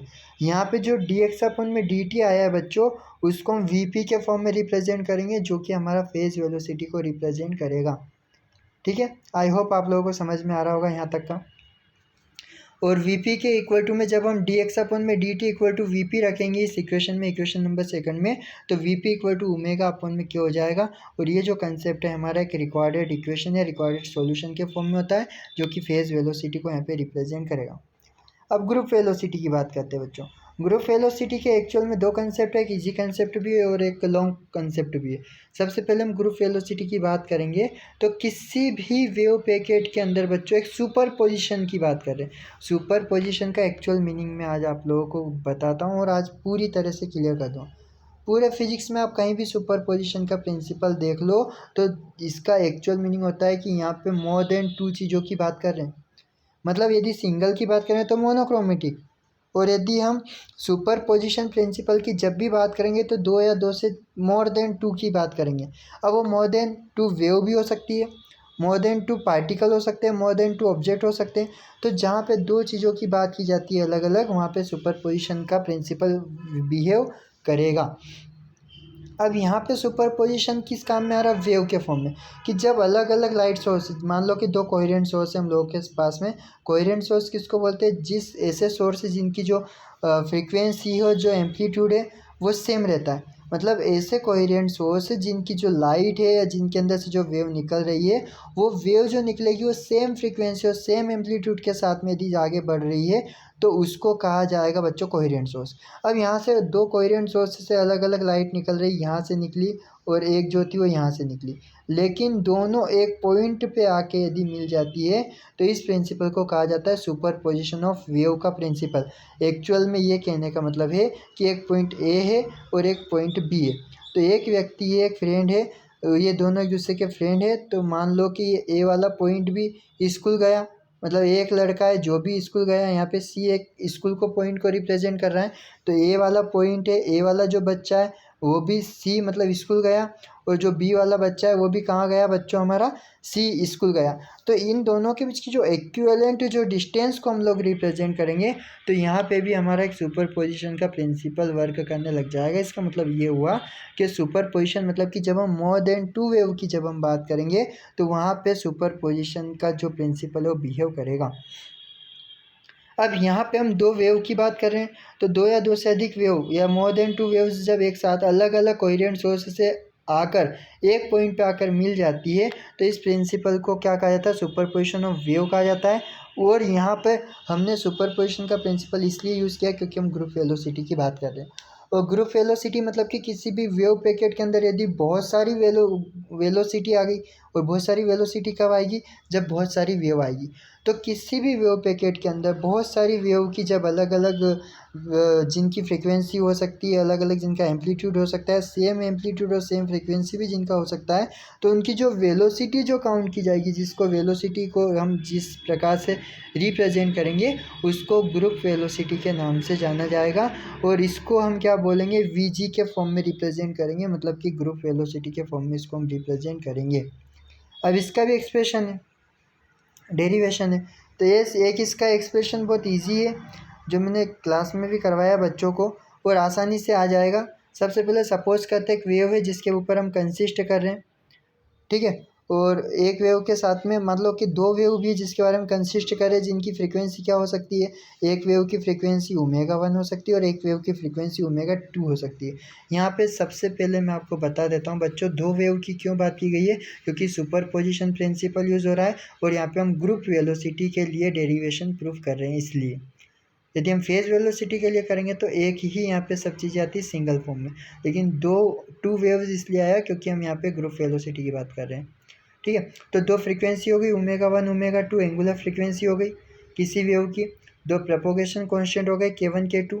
अब यहाँ से डिस्प्लेसमेंट निकालते हैं, तो सबसे पहले y1 निकाला पहली वेव के लिए, ए साइन ओमेगा 1 t माइनस में K1x, इसी तरह से ए साइन ओमेगा 2 t माइनस में K2x। यहाँ पे ओमेगा 1 ओमेगा 2 क्या है, दोनों वेव का एंगुलर फ्रीक्वेंसी है, और जो K1 K2 है बच्चों ये हमारा क्या है, यहाँ पे दोनों वेव का प्रोपोगेशन कांस्टेंट यहाँ पे कहलाएगा। रिजल्टेंट डिस्प्लेसमेंट निकालते हैं, दोनों ऊपर वाली इक्वेशन की वैल्यू पुट कर दी, y1 प्लस और y2 की जगह, y1 और y2 की जगह, दोनों में से ए को कॉमन निकाला, आपको दिख रहा होगा, दोनों इक्वेशन में से ए को कॉमन निकाला।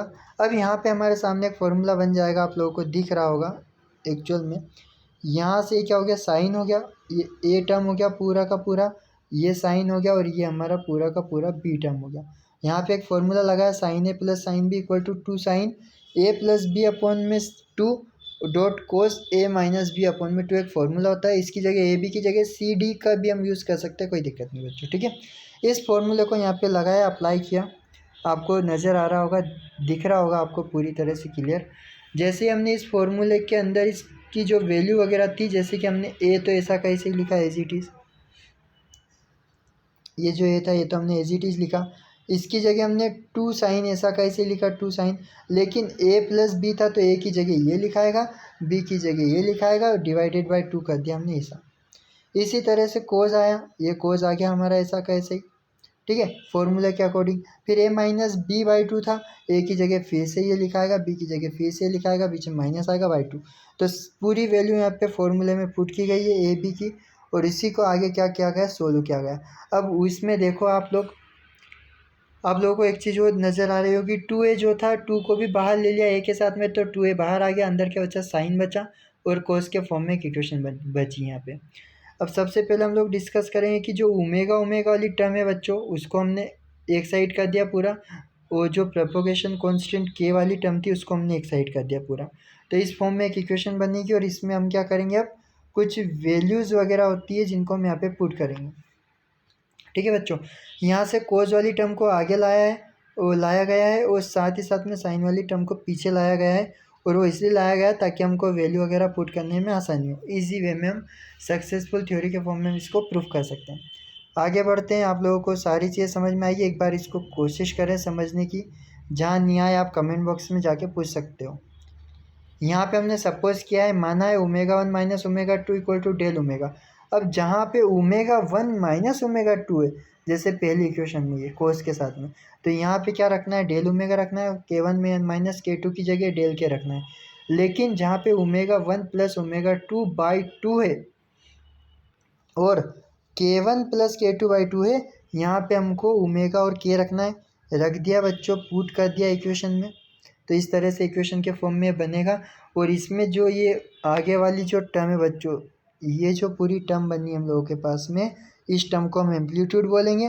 तो इसकी पूरे की जगह ए आ जाएगा। तो इक्वेशन क्या बची यहाँ पे, displacement y equal to capital A sine omega t minus k x है।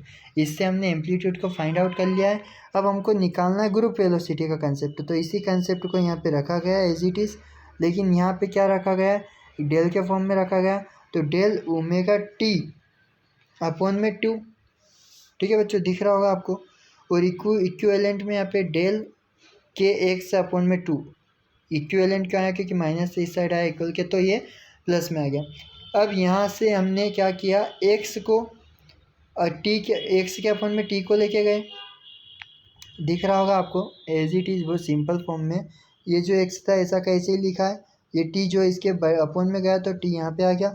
तो यहाँ पे क्या बचा, ओमेगा डेल ओमेगा अपॉन में 2 बचा, और इसके अपॉन में ये चीज़ चले आएगी, डेल के अपॉन में 2, 2 से 2 कैंसिल हो जाएगा। तो हमारे पास में बचेगा डेल ओमेगा अपॉन में डेल के इक्वल टू वी जी। मतलब कि हम डेल ओमेगा अपॉन डेल के फॉर्म में, या डी ओमेगा अपॉन में डी के की जगह हम डायरेक्ट वी जी को पुट कर सकते हैं। और वी जी क्या होता है, यहाँ पे हमारा ग्रुप वेलोसिटी होता है। तो वी जी के फॉर्म में यदि हम इसको पुट करते हैं बच्चों, तो पूरी इक्वेशन क्या बन जाएगी हमारी, v g equal to d omega upon में डी के बन जाएगी। लेकिन जो वी पी के फॉर्म में इक्वेशन बनी थी बच्चों, वो क्या बनी थी, ओमेगा अपॉन में के बनी थी। ठीक है, तो यहाँ पे जाके हमारा ग्रुप वेलोसिटी का कंसेप्ट भी पूरा कंप्लीट होता है। रिलेशनशिप आता है एग्जाम में, बहुत इंपॉर्टेंट क्वेश्चन है बच्चों। Relationship between phase velocity and group velocity.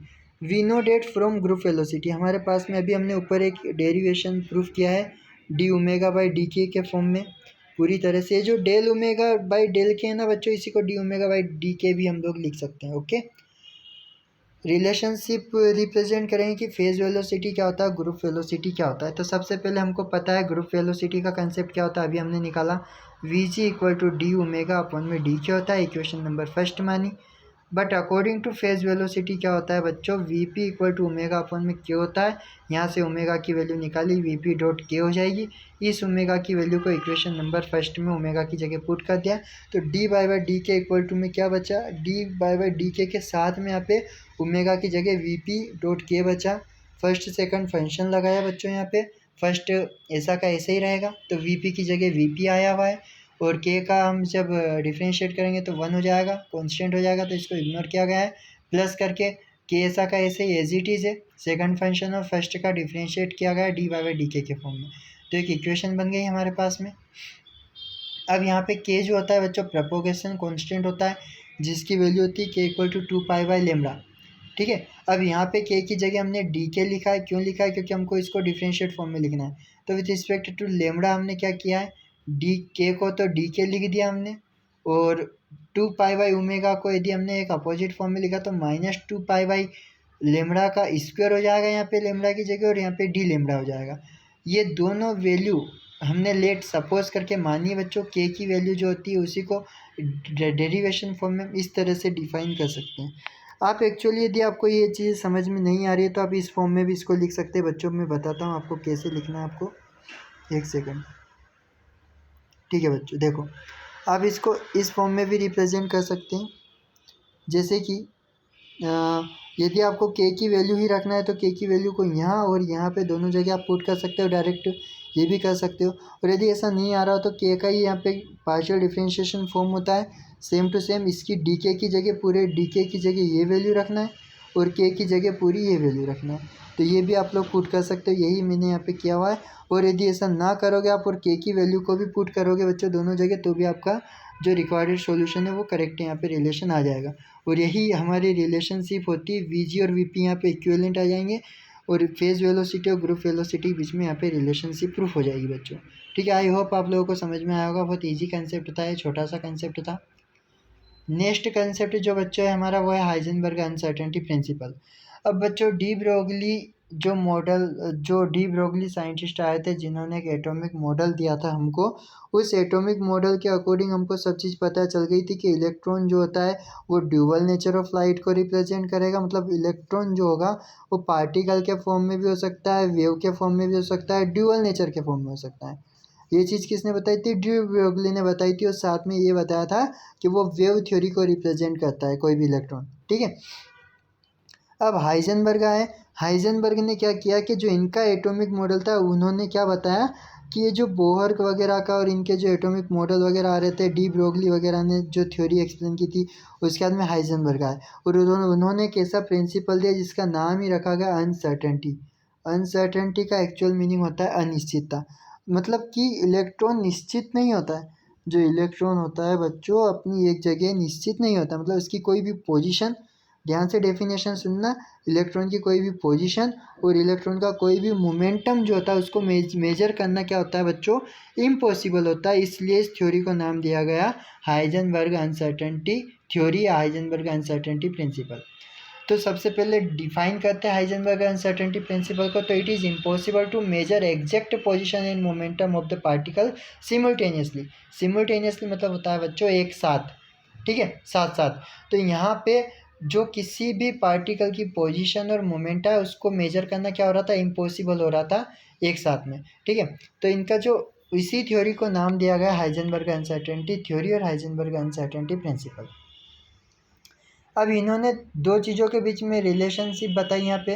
पहला केस दिया पोजीशन मोमेंटम के बीच में रिप्रेजेंट किया रिलेशन, और सेकंड केस दिया जिसमें उन्होंने एनर्जी और टाइम के बीच में रिलेशन को रिप्रेजेंट किया। पढ़ते हैं इसके रिलेशन के बारे में, क्या रिलेशन उन्होंने दिया। तो पहला जो फर्स्ट केस है बच्चों इसके बारे में डिस्कस करेंगे। Del x dot del p equal to लिखा है एच अपॉन में 2 पाई। ये जो कंसेप्ट होता है डेल एक्स क्या है? यहाँ पे पोजीशन को रिप्रेजेंट करेगा पार्टिकल की, और डेल पी जो है बच्चों यहाँ पे मोमेंटम को रिप्रेजेंट करेगा पार्टिकल की। और एच अपॉन जो 2 पाई होता है बच्चों इसके इक्विवेलेंट में एच क्रॉस होता है। मतलब जो एच अपॉन 2 पाई होता है बच्चों ये हमारा एक मॉडिफिकेशन फॉर्म होता है। मॉडिफिकेशन फॉर्म होता है प्लैंक कांस्टेंट का। मतलब इसको हम डायरेक्ट एच क्रॉस से भी रिप्रेजेंट कर सकते हैं। ठीक है बच्चों, तो एच अपन में 2 पाई जो होता है कि एंगुलर मॉडिफिकेशन फॉर्म होगा किसका? प्लैंक कांस्टेंट का, जिसकी वैल्यू एच क्रॉस होती है 6.62 into 10⁻34 joule into second M K S method में। ओके, तो यहाँ पे जो है पहला रिलेशन रिप्रेजेंट हो रहा है, यही हमारा पहला केस होगा जो कि हमने पोजीशन और मोमेंटम के फॉर्म में रिप्रेजेंट किया। Del x dot del p equal to h upon में 2 पाई के फॉर्म में। तो इसको इस फॉर्म में भी लिखा जा सकता है और इसको एच क्रॉस के फॉर्म में भी जा सकता है, जो कि एक एग्जैक्ट फॉर्म होता है हाइजेनबर्ग अनसर्टेनिटी प्रिंसिपल का। अब हम बात करते हैं सेकंड केस की। सेकंड केस क्या होता है? In terms of energy and time. तो एनर्जी और टाइम के टर्म में हमको इस रिलेशन को प्रूफ करना है। ई इक्वल टू 1/2 mv² हमारी एक इक्वेशन होती है बच्चों काइनेटिक एनर्जी के फॉर्म में। अब यहाँ पे हमने क्या किया? डेल ई के फॉर्म में इसको रिप्रेजेंट किया, वी का हमने डिफ्रेंशिएट कर दिया। तो 1/2m जो रहेगा वो तो एज इट इज़ रहेगा, और v² का क्या हो जाता है? 2v⁻1 हो जाएगा यहाँ पे, क्योंकि n-1 का फॉर्मूला लगाते हैं इसमें। ठीक है, n और जो टर्म रहेगी ऐसी की ऐसी रहेगी और n-1 वाला फॉर्मूला लगाते हैं, तो v² की जगह हमने लिखा है 2v। और डेल v इसलिए आया बच्चों क्योंकि यहाँ पे कॉन्स्टेंट हमने यूज़ किया है डेल के फॉर्म में। तो v हमारा एक अलग से कंपोनेंट बचेगा क्योंकि v की टर्म में हमने यहाँ पे डिफ्रेंशिएट इसका किया है। तो डेल ई इक्वल टू बचेगा हमारा, और 2 से 2 कैंसिल हो जाएगा। एम एज इट इज़ बचा है हमारा, वी भी ऐसा का ऐसे ही बचा और डेल वी भी हमारा ऐसा का ऐसा ही बचा है। लेकिन इसको एक हम अरेंजमेंट फॉर्म में लिखेंगे। क्यों लिखेंगे? इसमें से कुछ कॉमन नहीं निकाल रहे बच्चे, ऐसा मैं सोचना कॉमन निकाल रहे हैं। इसको एक अरेंजमेंट फॉर्म में लिख रहे हैं हम, क्योंकि वी हमने ऐसा का ऐसे लिखा और एम डॉट डेल वी को हमने ऐसा का ऐसा ही यहाँ पे लिखा है। ठीक है बच्चों, तो एम एज इट इज़ लिखा है और डेल वी को हमने इसके साथ में डॉट प्रोडक्ट में लिखा है, क्योंकि हमको पता है एम वी इक्वल टू होता है पी मोमेंटम। तो हम यहाँ पे डेल क्यों लिखा है हमने? देखो, क्योंकि ये डेल ही के फॉर्म में, हम इसमें से एम वी की जगह डायरेक्ट भी पी रख सकते थे बच्चों, लेकिन वो क्या हो जाता है? वो हमारा पी डॉट डेल वी हो जाता, वो हमारी टर्म गलत हो जाती, क्योंकि हमको तो मोमेंटम के फॉर्म में वैल्यू निकालनी है। क्योंकि इक्वेशन फर्स्ट हमारे पास में क्या बनी है, इक्वेशन फर्स्ट हमारे पास बनी है del x dot del p, मतलब हमको वैल्यू जो निकालनी है वो डेल पी के फॉर्म में निकालनी, एच अपॉन टू पाई। ये इक्वेशन फर्स्ट बनी है हमारी, relationship between position and momentum. तो यहाँ पे भी हमको डेल एक्स की वैल्यू निकालना पड़ेगी और डेल पी की वैल्यू निकालना पड़ेगी। तो क्या इस इक्वेशन से डेल पी की वैल्यू आसानी से निकाली जा सकती थी? तो इसको डेल पी की वैल्यू निकालने के लिए हमने इसको इस तरह से अरेंज किया है कि एम डॉट डेल वी के फॉर्म में हम यदि रखेंगे डायरेक्ट, तो मोमेंटम हो जाएगा पार्टिकल का p equal to m v, और इसी की जगह हमने रख दिया डेल पी। तो यहाँ से डेल पी की वैल्यू हमने मोमेंटम की वैल्यू निकाली डेल ई अपॉन में वी, इक्वेशन नंबर सेकंड। इसी तरह से अब डेल एक्स की वैल्यू निकालते हैं, तो हम जानते हैं वेलोसिटी ऑफ पार्टिकल जो डेफिनेशन होती है, बच्चों को सबको पढ़ाया जाता है 9th 10th 11th 12th में, कि जो वेलोसिटी होती है क्या होता है, डिस्प्लेसमेंट अपॉन में टाइम होता है। डिस्प्लेसमेंट को हमने डेल एक्स से रिप्रेजेंट किया, टाइम इंटरवल जो होता है उसको डेल टी से रिप्रेजेंट किया। तो यहाँ पे डेल एक्स इक्वल टू हम रिप्रेजेंट कर सकते हैं वी डॉट डेल टी। ये इक्वेशन थर्ड को रिप्रेजेंट कर रहा है, जो कि पोजिशन को रिप्रेजेंट कर रहा है किसी पार्टिकल की। तो हमारे पास में डेल पी और डेल एक्स दोनों वैल्यू आ गई। अब ये जो पोजीशन और मोमेंटम की वैल्यू आई है इक्वेशन सेकंड और इक्वेशन थर्ड में, इसको हम इक्वेशन नंबर फर्स्ट में पुट कर देंगे, जो कि हमारे पास में थी बच्चों del x del p equal to h upon में टू पाई। तो यहाँ पे हमने इस इक्वेशन में पुट कर दी वैल्यू, और वी से भी कैंसिल कर दिया, तो हमारे पास में बचा del t dot del E equal to h upon में टू पाई। मतलब कि ये हमारा जो रिलेशन है हाइजेनबर्ग का, ये हमारा एनर्जी और टाइम के रिलेशन को यहाँ पे रिप्रेजेंट करेगा। ख़त्म, यही था हमारा हाइजेनबर्ग अनसर्टेनिटी प्रिंसिपल बच्चों। ठीक है, अब यहाँ पे अब आता है बच्चों कॉम्पटन इफेक्ट का कंसेप्ट। बहुत अच्छा कंसेप्ट है, इसको भी हम आसानी से पढ़ेंगे। बहुत अच्छा कंसेप्ट है कॉम्पटन इफेक्ट। इसको बोलते हैं the change in the wavelength of frequency monochromatic x ray beam on scattering by matter is known as Compton effect. Okay बच्चों, अब हम पढ़ेंगे बच्चों कॉम्पटन इफेक्ट। कॉम्पटन इफेक्ट क्या होता है, हम लोगों ने पहले भी पढ़ा हुआ है कि जो ब्लैक बॉडी रेडिएशन होता है और फोटो इलेक्ट्रिक इफेक्ट होता है, इसमें क्या होता है, इलेक्ट्रॉन का एब्जॉर्प्शन और एमिशन होता था। मतलब फोटो इलेक्ट्रिक इफेक्ट में इलेक्ट्रॉन्स का एमिशन हो रहा था, एमिट हो रहे थे इलेक्ट्रॉन, और ब्लैक बॉडी रेडिएशन में क्या हो रहे थे, इलेक्ट्रॉन्स वगैरह एब्जॉर्ब हो रहे थे। लेकिन जो कॉम्पटन इफेक्ट है बच्चों, इसमें क्या हो रहा था कि स्कैटरिंग हो रही थी। स्कैटरिंग मतलब कि जब किसी भी इलेक्ट्रॉन्स के ऊपर, किसी मेटल के इलेक्ट्रॉन के ऊपर जब हम एक्सरे को फॉल करवाएंगे या मोनोक्रोमेटिक रे को फॉल करवा रहे थे, तो इसके थ्रू क्या हो रहे थे कि जो इलेक्ट्रॉन्स वगैरह क्या हो रहे थे, स्कैटर्ड हो रहे थे, फैल रहे थे। जैसा ये डायग्राम आप लोगों को एक समझ में आ रहा होगा, दिख रहा होगा बहुत अच्छे से। इसमें क्या है, सबसे पहले देखिए इस डायग्राम को समझने की कोशिश करते हैं, बाकी सब चीज़ आसानी से समझ में आ जाएगी। एक सबसे पहले एक मेटल यहाँ पे रखी गई हमने, ठीक है। अब इस मेटल के ऊपर हमने क्या किया, यहाँ से एक्सरे को फुल करवाया, आई आर इसलिए नाम दिया इसके ऊपर इंसिडेंट रे। ठीक है बच्चों, इंसिडेंट लाइट बोल सकते हैं, इंसिडेंट रे बोल सकते हैं। तो इसमें बिफोर लिखा है और ये आफ्टर लिखा है, इसका मतलब समझ रहे हो, यहाँ पे कोलिजन हो रहा है। कोलिजन मतलब कि इस मेटल से इस रे को हम क्या करवा रहे हैं, कोलाइड करवा रहे हैं, टकरा रहे हैं। ठीक है, तो जैसे इंसिडेंट रे इस इलेक्ट्रॉन से इस मेटल से क्या करेगी, कोलाइड होगी, ये इलेक्ट्रॉन सारे के सारे क्या होंगे, इस मेटल के स्कैटर्ड होने लग जाएंगे, इस पार्ट में इस तरह से स्कैटर्ड होने लग जाएंगे सारे इलेक्ट्रॉन से। तो कोलिजन के पहले की चीज़ें सब इस साइड लिखेंगे हम लोग, ठीक है, और कोलिजन के बाद की चीज़ें सब हम इस साइड लिखेंगे, इसलिए हमने लिखा है बिफोर और आफ्टर। सबसे पहले ये चीज़ हम लोग समझते हैं, ठीक है। अब यहाँ पे 90% जो इलेक्ट्रॉन थे वो तो क्या हो गए थे बच्चों, इलेक्ट्रॉन स्कैटर्ड हो गए थे। और ये जो स्कैटर्ड होने की जो प्रोसेस है, इसको कॉम्पटन स्कैटरिंग के नाम से जानते हैं। लेकिन कुछ इलेक्ट्रॉन्स थे जो स्कैटर्ड नहीं हो पाए, तो जिनको हमने क्या कर दिया, रिकॉइल कर दिया। रिकॉइल मीन्स होता है एक तरह से उनको अलग चले गए, वो इलेक्ट्रॉन्स फ्री इलेक्ट्रॉन थे जो कि एक तरह से अलग फॉर्म में चले गए। तो 5% इलेक्ट्रॉन थे वो अलग चले गए, और बाकी की जो इलेक्ट्रॉन्स थे वो सारे के सारे स्कैटर्ड हो गए। तो ये जो पूरी थ्योरी हमारी हम लोग पढ़ेंगे इस डायग्राम के थ्रू, इसी को समझना और इसी के थ्रू पूरा डेरिवेशन आसानी से सोल्व हो जाएगा। ठीक है बच्चों, पढ़ते हैं अब इसके बारे में स्टार्टिंग से। कॉम्पटन इफेक्ट क्या होता है, Compton effect, the change in the wavelength और frequencies monochromatic x ray beam on scattering by matter is known as Compton effect. मतलब क्या होता है बच्चों की जो वेवलेंथ और फ्रीक्वेंसी होती है मोनोक्रोमेटिक एक्सरे बीम की, उसको जब चेंज किया जाता है तो वो क्या करेगी, एक स्कैटरिंग फॉर्म में मैटर को मैटर से वो क्या करेगी, स्कैटरिंग फॉर्म में चेंज हो जाएगी और इसी फिनोमिना को कॉम्पटन इफेक्ट कहा जाता है। मतलब एक्चुअल में क्या हो रहा है कि जब किसी मैटर के ऊपर हम क्या कर रहे हैं, ध्यान से देखना इस डेफिनेशन को, कि जब किसी भी मैटर के ऊपर हम एक्सरे को फॉल करवा रहे हैं, किसको फॉल करवा रहे हैं, इस मैटर के ऊपर एक्सरे या मोनोक्रोमेटिक लाइट को जब हम फॉल करवा रहे, गिरा रहे हैं, तो इससे क्या हो रहा है बच्चों कि जो एक्सरे की जो फ्रीक्वेंसीज है, वो जो वेवलेंथ है, वो क्या होने लग जाएगी, चेंज होने लग जाएगी। साथ ही साथ में क्या होगा कि ये जो बीम है पूरी मोनोक्रोमेटिक बीम जो थी, ये पूरी की पूरी स्कैटरिंग होने लग जाएगी, मतलब ये फैलने लग जाएगी, स्कैटर्ड होने लग जाएगी, जिससे कि सारे इलेक्ट्रॉन से स्कैटर्ड फिनोमिना को रिप्रेजेंट करने लग जाएंगे। और इसी पूरे के पूरे जो इफ़ेक्ट है, इस पूरे इफ़ेक्ट को क्या कहा जाता है, कॉम्पटन इफ़ेक्ट के नाम से जाना जाता है। बढ़ते हैं आगे। थ्योरी ऑफ कॉम्पटन इफेक्ट क्या होता है, इस डायग्राम के थ्रू हम लोग देखेंगे। When a beam of monochromatic X-ray, जब हमारे पास में एक मोनोक्रोमेटिक एक्सरे एक बीम है जिसको स्टिक्ट करवा रहे हैं, टारगेट के ऊपर हम क्या करवा रहे हैं, गिरा रहे हैं, the X-ray will be scattered in possible direction. तो जो पॉसिबल डायरेक्शन था उसमें ये जो एक्सरे है वो क्या करने लग गई, स्केटर्ड होने लग गई, फैलने लग गई, जैसा कि डायग्राम से आप लोगों को दिख रहा होगा। After interacting with the atoms of the target, मतलब कि टारगेट पर जैसे ही वो क्या एटम्स के जो टारगेट होता है जहाँ पे हमने गिराई है, जैसे कि लाइक मान लो ये हमारा टारगेट है, ये हमारा एटम है, इस एटम का एक टारगेट है कि हम यहाँ पे इस एक्सरे को गिरा रहे हैं। जैसे हमने इसको फॉल करवाया, ये क्या होने लग गई, एक पॉसिबल डायरेक्शन में क्या होने लग गई, यहाँ पे ये स्कैटर्ड होने लग गई। इसी फिनोमिना को कॉम्पटन इफेक्ट के नाम से जाना जाता है बच्चों। बस ध्यान एक चीज़ का रखना है कि ये जो है एक साइड बिफोर है कोलिजन, बिफोर कोलिजन मतलब कि टकराने के पहले क्या क्या चीज़ें होगी उसकी वेव की, और टकराने के बाद कोलिजन होने के बाद आफ्टर कोलिजन उस वेव का नेचर क्या क्या चीज़ें रिप्रेजेंट करेगा, सब चीज़ें चेंज हो जाएगी बच्चों। ध्यान से देखना इसको फिनोमिना को।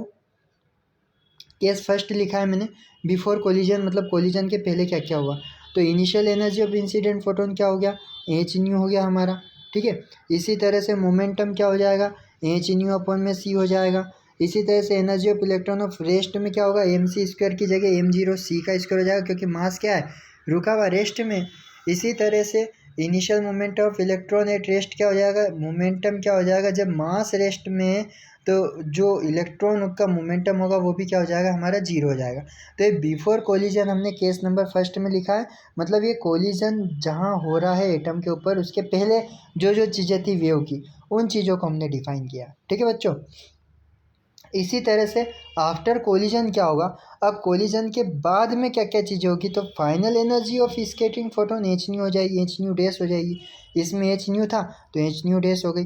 मोमेंटम एच न्यू अपॉन में सी था तो momentum h nu dash upon में सी हो गया। Energy of electron m zero c square थी तो एम सी स्क्वायर हो गई। मोमेंटम ऑफ इलेक्ट्रॉन की बात कर रहा है तो मोमेंट ऑफ इलेक्ट्रॉन क्या हो जाएगा, एम वी हो जाएगा जीरो की जगह, क्योंकि हम आफ्टर कोलिजन की बात कर रहे हैं। मतलब यहाँ पे इस डायग्राम से हमको ये चीज़ समझ में आई बच्चों कि ये जो पूरा पार्ट था ये बिफोर कोलिजन का है और ये जो पूरा पार्ट है ये आफ्टर कोलिजन का है। तो ये जो एनर्जी थी इक्वल टू एच न्यू थी, जो इधर आके किस फॉर्म में चेंज हो जाएगी, equal to H nu dash के फॉर्म में चेंज हो जाएगी। क्यों हो जाएगी, क्योंकि फ्रीक्वेंसी यहाँ पे न्यू थी और यहाँ पे हमने फ्रीक्वेंसी को न्यू डैश माना, ठीक है बच्चों। इसमें दो एंगल भी है जो आप लोगों के सामने रिप्रेजेंट होते हुए दिख रहे होंगे। एक ऊपर वाले एंगल को हमने थीटा नाम दे दिया, नीचे वाले को फाई नाम दे दिया, कुछ भी नाम दे सकते हैं बच्चों, थीटा फाई, फाई की जगह थीटा दे सकते हो, ओके, कोई इशू नहीं है। अब यहाँ पे एक एंगल भी रिप्रेजेंट होता है, आप लोगों को दिख रहा होगा, ध्यान से यदि देख रहे होंगे आप लोग तो इस चीज़ को, ये जो एंगल है हमारा, ये क्या है, परपेंडिकुलर अपॉन में हाइपोटेनियस, और ये भी हमारा है परपेंडिकुलर अपॉन में हाइपोटेनियस, लेकिन दोनों एक दूसरे के अपोजिट है। तो इस साइड का प्लस में चलेगा और इस साइड का माइनस में चलेगा, पहली बात। साइन थीटा क्यों आया, क्योंकि साइन थीटा इक्वल टू होता है परपेंडिकुलर अपॉन हाइपोटेनियस, तो ऊपर भी साइन आया और नीचे भी साइन आया, लेकिन एंगल क्या है, ऊपर थीटा था तो पूरा साइन थीटा आया, नीचे फाई एंगल है तो हमने इसको साइन फाई लिखा, ठीक है बच्चों।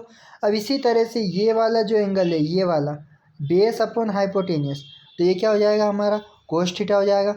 तो ये वाला क्या हो जाएगा हमारा, ये कोस थीटा हो जाएगा और ये हमारा कोस फाई हो जाएगा, क्योंकि एंगल को तो हमने फाई दिया है, ठीक है, क्योंकि बेस अपॉन हाइपोटेनियस इधर भी है तो बेस अपॉन हाइपोटेनियस क्या होता है, कोस होता है। इस तरह से हमने इस चीज़ को पूरे को डिफाइन किया है बच्चों। अब ये यहाँ तक का यदि आपको आ जाएगा तो अब यहाँ से तो आसान है। सबसे पहले हमने principle conservation of energy and momentum का जो रूल होता है वो लगाया हमने। तो एनर्जी क्या हो गई बिफोर कोलिजन, तो बिफोर कोलिजन एनर्जी क्या पढ़ी थी हमने, एच न्यू पढ़ी थी एनर्जी, और मोमेंटम क्या था वो हमने पढ़ा था एनर्जी का एम सी का स्क्वायर एम जीरो सी का स्क्वायर, क्योंकि बिफोर कोलिजन की बात कर रहे हैं। आफ्टर कोलिजन क्या हो जाएगा, एच न्यू डैश हो जाएगा और यहाँ पे एम सी का स्क्वायर हो जाएगा। एनर्जी की बात कर रहे हैं हम यहाँ पे, तो वो एम सी स्क्वायर हो जाएगा। ठीक है बच्चों, ऊपर दिया गया वही चीज़ हमने यहाँ पे लिखी जो अभी ऊपर हमने लिखी हुई है, ये लिखा हमने सब। एनर्जी क्या हो गई इलेक्ट्रॉन की, एम सी स्क्वायर हो गई आफ्टर कोलिजन, और आफ्टर एनर्जी क्या हो गई यहाँ पे हमारी, एच न्यू डैश हो गई। तो यही हमने लिखा है, मोमेंटम हो गया है, एनर्जी हो गई, इन्हीं को यहाँ पे हमने डिफाइन किया बच्चों दोनों जगह। ये बिफोर कोलिजन का भी ऊपर मैंने लिखा था रेस्ट का एम जीरो सी स्क्वायर, ठीक है, और एच न्यू। इसी तरह से यहाँ पे आफ्टर कोलिजन भी लिखा है, एच न्यू डैश हो जाएगा एच न्यू का, और यहाँ पे एम जीरो सी स्क्वायर की जगह एम सी स्क्वायर हो जाएगा किसका, आफ्टर कोलिजन। ये दोनों इक्वेशन से हमने यहाँ पे लगाया conservation of law of energy and momentum. तो एनर्जी भी आ गई और मोमेंटम भी, दोनों चीज़ें हमारी यहाँ पे आ गई इक्वेशन फर्स्ट और सेकंड में। अब इनको दोनों को इक्विवेलेंट कर दिया, बिफोर कोलिजन की इक्वेशन फर्स्ट थी और before after collision equation second थी, दोनों को इक्विवेलेंट कर दिया। ठीक है बच्चों, तो इक्वेशन नंबर थर्ड बनी। अब यहाँ से बहुत ध्यान से चीज़ें समझना है, मोमेंटम निकालना है। सबसे पहले हमको क्या निकालना है, ध्यान से देखो, मोमेंटम फाइंड आउट करना है। ठीक है, अब डायग्राम में क्या था, ये डायग्राम था हमारा इस तरह से डायग्राम था, इस तरह से। तो जब हम, ये हमारा एक्स डायरेक्शन होगा और ये हमारा वाई डायरेक्शन होगा बच्चों। तो डायग्राम के अकॉर्डिंग मैंने इक्वेशन लिखी है मोमेंटम कि जब हम एक्स डायरेक्शन में चलेंगे तो मोमेंटम क्या होगा, एनर्जी क्या होगी। तो यहाँ पे हमने एक्स डायरेक्शन में जो मोमेंटम लिखा वो एच न्यू अपन में सी लिखा, प्लस में जो एनर्जी थी वो हमारा जो रेस्ट में था इलेक्ट्रॉन्स वगैरह वो जीरो था, तो जीरो लिखा। बाकी हमने एच न्यू डैश अपन में सी के साथ में कोस थीटा और एम वी कोस फाई इसलिए लिखा क्योंकि हमारे पास में ये वाला एंगल पूरा क्या है डायग्राम का बच्चों, ये वाला जो एंगल है ये हमारा है एक्स डायरेक्शन का, ये एंगल है पूरा एक्स डायरेक्शन को रिप्रेजेंट कर रहा है और ये हमारा वाई डायरेक्शन को रिप्रेजेंट कर रहा है। ध्यान से समझना, बहुत आसान है। वाई डायरेक्शन में क्या हो गया, ये वाली वैल्यू और ये वाली वैल्यू लिखाएगी। इसको माइनस में क्यों लिखा, क्योंकि अपोजिट डायरेक्शन में बच्चों, नीचे की तरफ है इसलिए इसको हम अपोजिट को माइनस में लिखेंगे और इसको प्लस में लिखेंगे वाई डायरेक्शन में। एक्स डायरेक्शन में क्या लिख रहे हैं, तो एक्स डायरेक्शन में इसको हमने लिखा ऐसा कैसा, ठीक है। कोस थीटा क्या है, क्योंकि थीटा था, कोस इसलिए है क्योंकि ये बेस अपॉन हाइपोटेनियस है। इसी तरह से एम वी क्या हो जाएगा, यहाँ पे मोमेंटम हो जाएगा इलेक्ट्रॉन का, ऊपर फोटोन है बच्चों, ये वैल्यू जो है ये फोटोन की है, ठीक है। एच न्यू अपन में सी जो होता है फोटोन होता है, लेकिन जो इलेक्ट्रॉन की बात करेंगे तो वो एम वी हो जाएगा हमारा, फोटोन क्या हो जाएगा, एम वी हो जाएगा हमारा। तो एम वी की जगह हमने क्या लिखा है यहाँ पे कोस फाई इसलिए लिखा है क्योंकि ये एंगल हमारा बेस अपॉन हाइपोटेनियस को रिप्रेजेंट कर रहा है, तो यहाँ पे एम वी कोस फाई आ जाएगा। तो ये दोनों वैल्यू हमने लिखी है यहाँ पर, दोनों इक्वेशन को हमने लिखा है, एक बार एक्स डायरेक्शन में एक बार वाई डायरेक्शन में, ठीक है। मोमेंटम लिख दिया हमने बच्चों, दोनों इक्वेशन हमारे पास में आ गए, इक्वेशन 4 इक्वेशन 5। इक्वेशन 4 में हमने सी से मल्टीप्लाई कर दिया पूरी इक्वेशन में बोथ साइड, तो हमारे पास में एक साइड बचेगा c m v cos phi, बाकी का जो सी से सी था वो दोनों जगह कैंसिल हो गया। अब इसको हमने लिख दिया h nu dash cos phi plus में c m v cos phi, ठीक है बच्चों। अब इसमें से एच न्यू को हम इस साइड लाए, H nu dash cos theta को हम इस साइड लाए तो माइनस में हो जाएगा, तो h nu minus h nu dash cos theta equal to c m v cos phi, equation number 6 आ गई। इसी तरह से इक्वेशन नंबर 5 हमारे पास में थी 0 प्लस में एच न्यू डैश सी अपन में साइन थीटा इक्वल टू, ये जो एम वी साइन थीटा था इसको बराबर के इक्वल साइन के अपोजिट ले गए तो ये हो जाएगा एम वी साइन फाई। यहाँ से सी का नीचे से ऊपर मल्टीप्लाई किया तो हो जाएगा h nu dash sine theta equal to c m v sine phi. ये इक्वेशन नंबर 7 हमारी बच्चों बनी। आई होप आप लोगों को समझ में आ जाएगा। आगे बढ़ते हैं, एडिंग एंड स्क्वेयरिंग कर दी इक्वेशन 6 और इक्वेशन 7 की। तो इक्वेशन 6 में आपको दिख रहा होगा सी एम वी, इक्वेशन 7 में भी दिख रहा होगा c m v sine theta cos phi ओ साइन फाई, ठीक है। और हमारे पास में एक फॉर्मूला होता है sine theta sine square theta plus cos square theta equal to 1 होता है।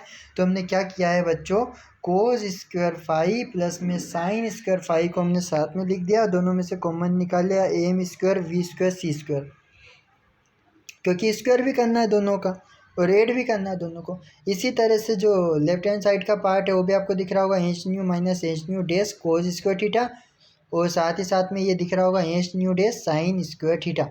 ठीक है बच्चों।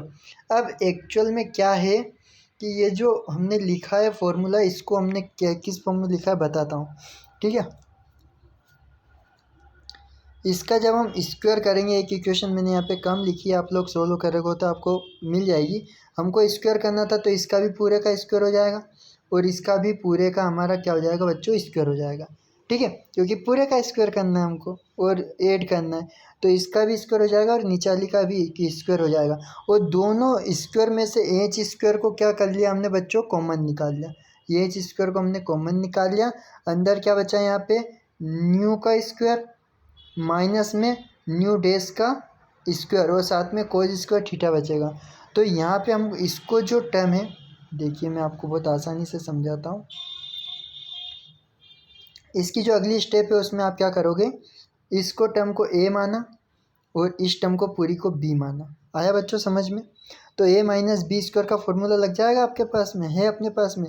ये क्या है हमारे पास में, देखो ये एक्चुअल में स्क्वायर को यहाँ से काटो, इसको भी यहाँ से काटो, इसका हम डायरेक्ट स्क्वायर कर देते हैं होल स्क्वायर, और इसका भी हम डायरेक्ट बच्चों होल स्क्वायर कर देते हैं। अब बहुत आसान हो गया आपके लिए। ठीक है, अब आप क्या करोगे, जब इसको ब्रैकेट से बाहर निकालोगे तो सभी का स्क्वायर हो जाएगा, एच न्यू स्क्वायर भी हो जाएगा, माइनस में एच न्यू डेस स्क्वायर हो जाएगा और कोस स्क्वायर थीटा हो जाएगा। इसी तरह से एच न्यू डेस का स्क्वायर और साइन स्क्वायर थीटा यहाँ पे भी हो जाएगा। ठीक है, ये थोड़ा सा करेक्शन आप लोग कर लेना। अब क्या किया हमने, इस टर्म को ए माना और इस टर्म को, ये जो है ये वाली टर्म है पूरी की पूरी, ये वाली टर्म, इसको माइनस, ये माइनस का सिंबल था बीच में, इसको बी माना और इसका होल स्क्वायर है। तो ए माइनस बी स्क्वायर का फॉर्मूला क्या होता है बच्चों, ए का स्क्वायर प्लस बी का स्क्वायर माइनस में 2ab। तो यही यहाँ पे ए और ए का स्क्वायर प्लस में बी का स्क्वायर और माइनस में 2ab, ये फॉर्मूला यहाँ पे लगाया गया ऊपर वाली इक्वेशन में, नीचे वाली इक्वेशन में ये वाला फॉर्मूला लगाया गया और फिर दोनों में से एच स्क्वायर को कॉमन निकाला है। तो ये आपको सोल्व करने का ट्राई करना है। यदि नहीं आता है तो आप कमेंट बॉक्स में कर सकते हैं, तो मैं इसको सोल्व करके बता दूंगा। अब यहाँ पे इक्वेशन हमारी नेक्स्ट इक्वेशन बन गई, इक्वेशन नंबर 8। ठीक है बच्चों, आई होप आप लोगों को समझ में आ रहा होगा। सब में से जो जो चीज़ें कॉमन निकाली थी, कॉमन निकाल ली हम लोगों ने और इसको हमने सोल्व कर दिया है। जहाँ जहाँ से सॉल्यूशन हो रहा था, sine square theta cos square theta बराबर 1 हो जाएगा दोनों जगह। इधर cos square 5 plus sine square 5 equal to भी क्या हो जाएगा, 1 हो जाएगा। तो इक्वेशन नंबर 8 हमारी बन जाएगी। अब हमको इक्वेशन थर्ड का फिर से यूज़ करना है। इक्वेशन नंबर थर्ड यही है, आप लोग देखेंगे तो आप लोगों को यही इक्वेशन नंबर थर्ड दिखेगी। ये इक्वेशन नंबर थर्ड है बच्चों आपकी। ठीक है, इक्वेशन नंबर थर्ड हमारे पास में, इसको सोल्व किया हमने, एच न्यू डेस को इक्वल के इस साइड लाए, माइनस में हो गया। इसको सोल्व किया हुआ है पूरा एज इट इज़, आप लोगों को समझ में आएगा जहाँ तक मुझे उम्मीद है। इसको सोल्व करने की कोशिश करना है बच्चों, स्क्वेयरिंग बोथ साइड करना है, दोनों साइड स्क्वेयरिंग कर दी हम लोगों ने। फिर एक इक्वेशन नंबर 9 हम लोगों की बन गई। अब इक्वेशन नंबर 8 और इक्वेशन 9 दो इक्वेशन बन गए। इक्वेशन 9 में से इक्वेशन 8 को हमने सब्ट्रैक्ट किया हुआ है, माइनस किया हुआ है। इस तरह से दिख रहा होगा आपको, स्क्रीनशॉट ले सकते हैं, पॉज कर सकते हैं वीडियो को और आराम से समझ के सोल्व इसको कर सकते हैं। पूरा सोल्व किया हुआ है बच्चों, आपको कोई इश्यू नहीं आएगा। ठीक है, अब यहाँ पे एक WKT लगा रहे हैं, वी नो डेट एक इक्वेशन ऑफ रिलेटिविस्टिक होती है, theory of relativity according to Einstein, m equal to m0 upon में रूट में 1 माइनस वी स्क्वायर अपॉन में सी स्क्वायर। हमको ओनली इतनी सी वैल्यू चाहिए, ये हमको बच्चों एम स्क्वायर की वैल्यू चाहिए। इसके लिए हमने थ्योरी ऑफ रिलेटिविटी का जो कंसेप्ट होता है, इक्वेशन ऑफ रिलेटिविस्टिक, उसको यूज़ किया है। तो एम इक्वल टू होता है m0 अपॉन में रूट में 1 माइनस वी स्क्वायर अपन में सी स्क्वायर। ये वेलोसिटी निकालने का कंसेप्ट होता है थ्योरी ऑफ रिलेटिविटी में। ठीक है, इसमें से इधर से स्क्वायर हटाया तो इन दोनों का क्या हो जाएगा, स्क्वायर हो जाएगा। जब रूट को हटाएंगे तो रूट हटाया तो दोनों का स्क्वायर हो गया। तो एम स्क्वायर की वैल्यू हो गई, जो कि हमने कहाँ कर दी, पुट कर दी यहाँ पे इक्वेशन ऊपर वाली में। ठीक है, अब ऊपर वाली इक्वेशन में जब हमने पुट की तो इसका ये सॉल्यूशन बनना है। यहाँ से भी यदि आपको समझ में कोई इक्वेशन ना आए तो आप कमेंट बॉक्स में जाके पूछ सकते हैं। ये इक्वेशन थी, सी का ऊपर मल्टीप्लाई कर दिया, ये सी ऐसा का ऐसा यहाँ पे दिया हुआ है, ये सी ऐसा का ऐसा, बाकी टर्म एज इट इज चल रही है, कोई दिक्कत आपको नहीं आएगी। ठीक है, आप इसको एक बार सोल्व करने की कोशिश करेंगे। जहाँ पे स्क्वायर है तो होल स्क्वायर है, तो सी का स्क्वायर था तो होल स्क्वायर में सी की पावर 4 हो जाएगा। इसी तरह से आपको इसको सोल्व करना है, आ जाएगा, कोई इशू आपको नहीं आएगा। ठीक है बच्चों, तो इस तरह से ये डेरिवेशन पूरा यहाँ पे हमारा सोल्व होगा। और ये जो लास्ट इक्वेशन बच्चों हमारी आई है लेमड़ा डैश माइनस लेमड़ा, इसको हम डेल लेमड़ा के फॉर्म में एवरेज वेवलेंथ के फॉर्म में रिप्रेजेंट कर सकते हैं। और इसको शिफ्ट के नाम, कॉम्पटन शिफ्ट के नाम से जाना जाता है इस इक्वेशन को। जो लास्ट इक्वेशन बच्चों हमारी आई है इसको कॉम्पटन शिफ्ट के नाम से जाना जाता है। यहीं तक आपको कॉम्पटन इफेक्ट पूरा प्रूफ करना है और आपको सोल्व करके देखना है इसको। आई होप आप लोगों को आ जाएगा। फिर छोटा सा नेक्स्ट कंसेप्ट आया हमारा ऑपरेटर। ऑपरेटर क्या होता है बच्चों?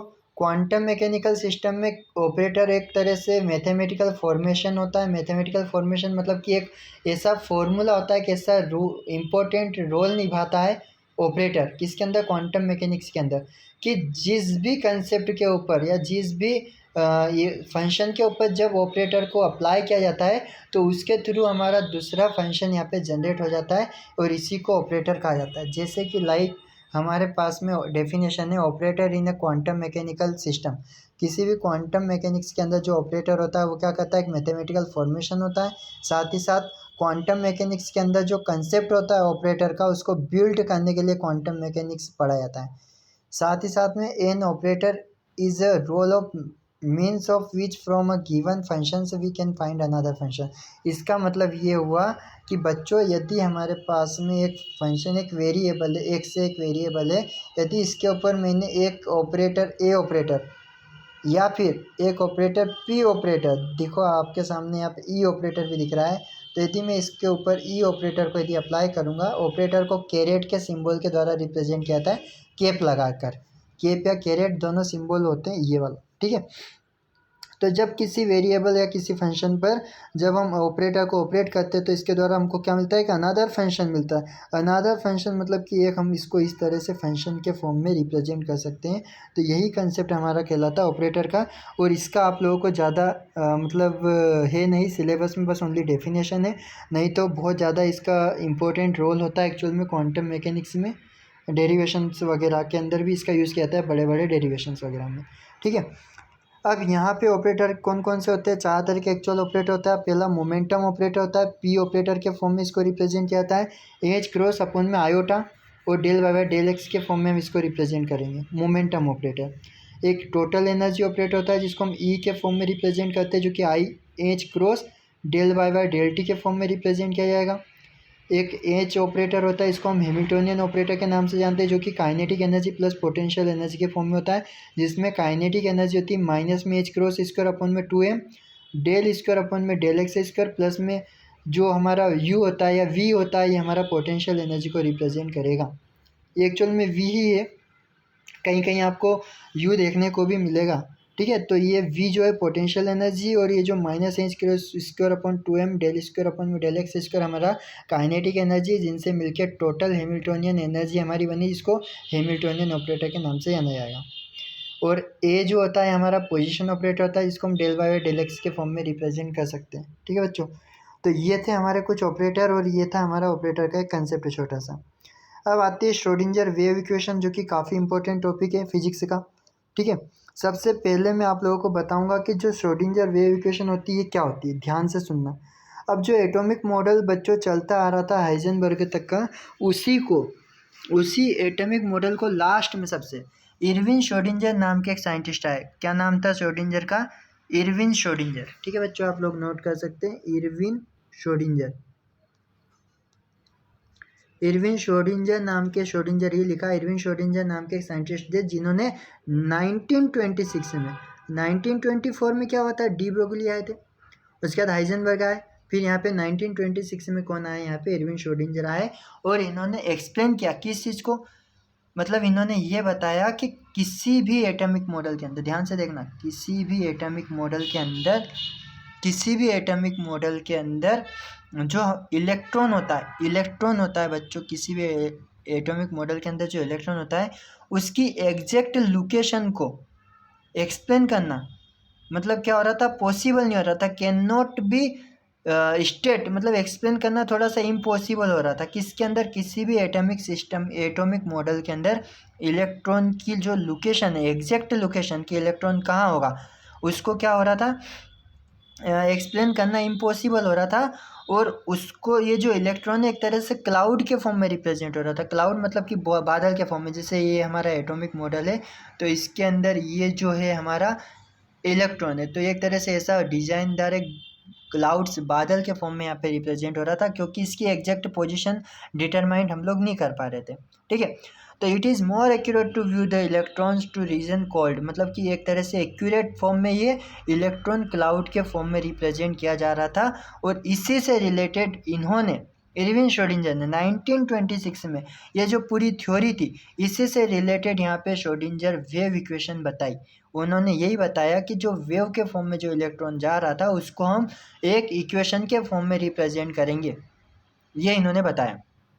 और वो जो वेव इक्वेशन थी वो दो चीज़ों पे डिपेंड करती थी, एक टाइम पे डिपेंड करती थी और एक टाइम पे डिपेंड नहीं करती थी। इसलिए यहाँ पे दो इक्वेशन हमारे सामने बनेगी, एक श्रोडिंगर टाइम डिपेंडेंट इक्वेशन और एक श्रोडिंगर टाइम इंडिपेंडेंट इक्वेशन बच्चों।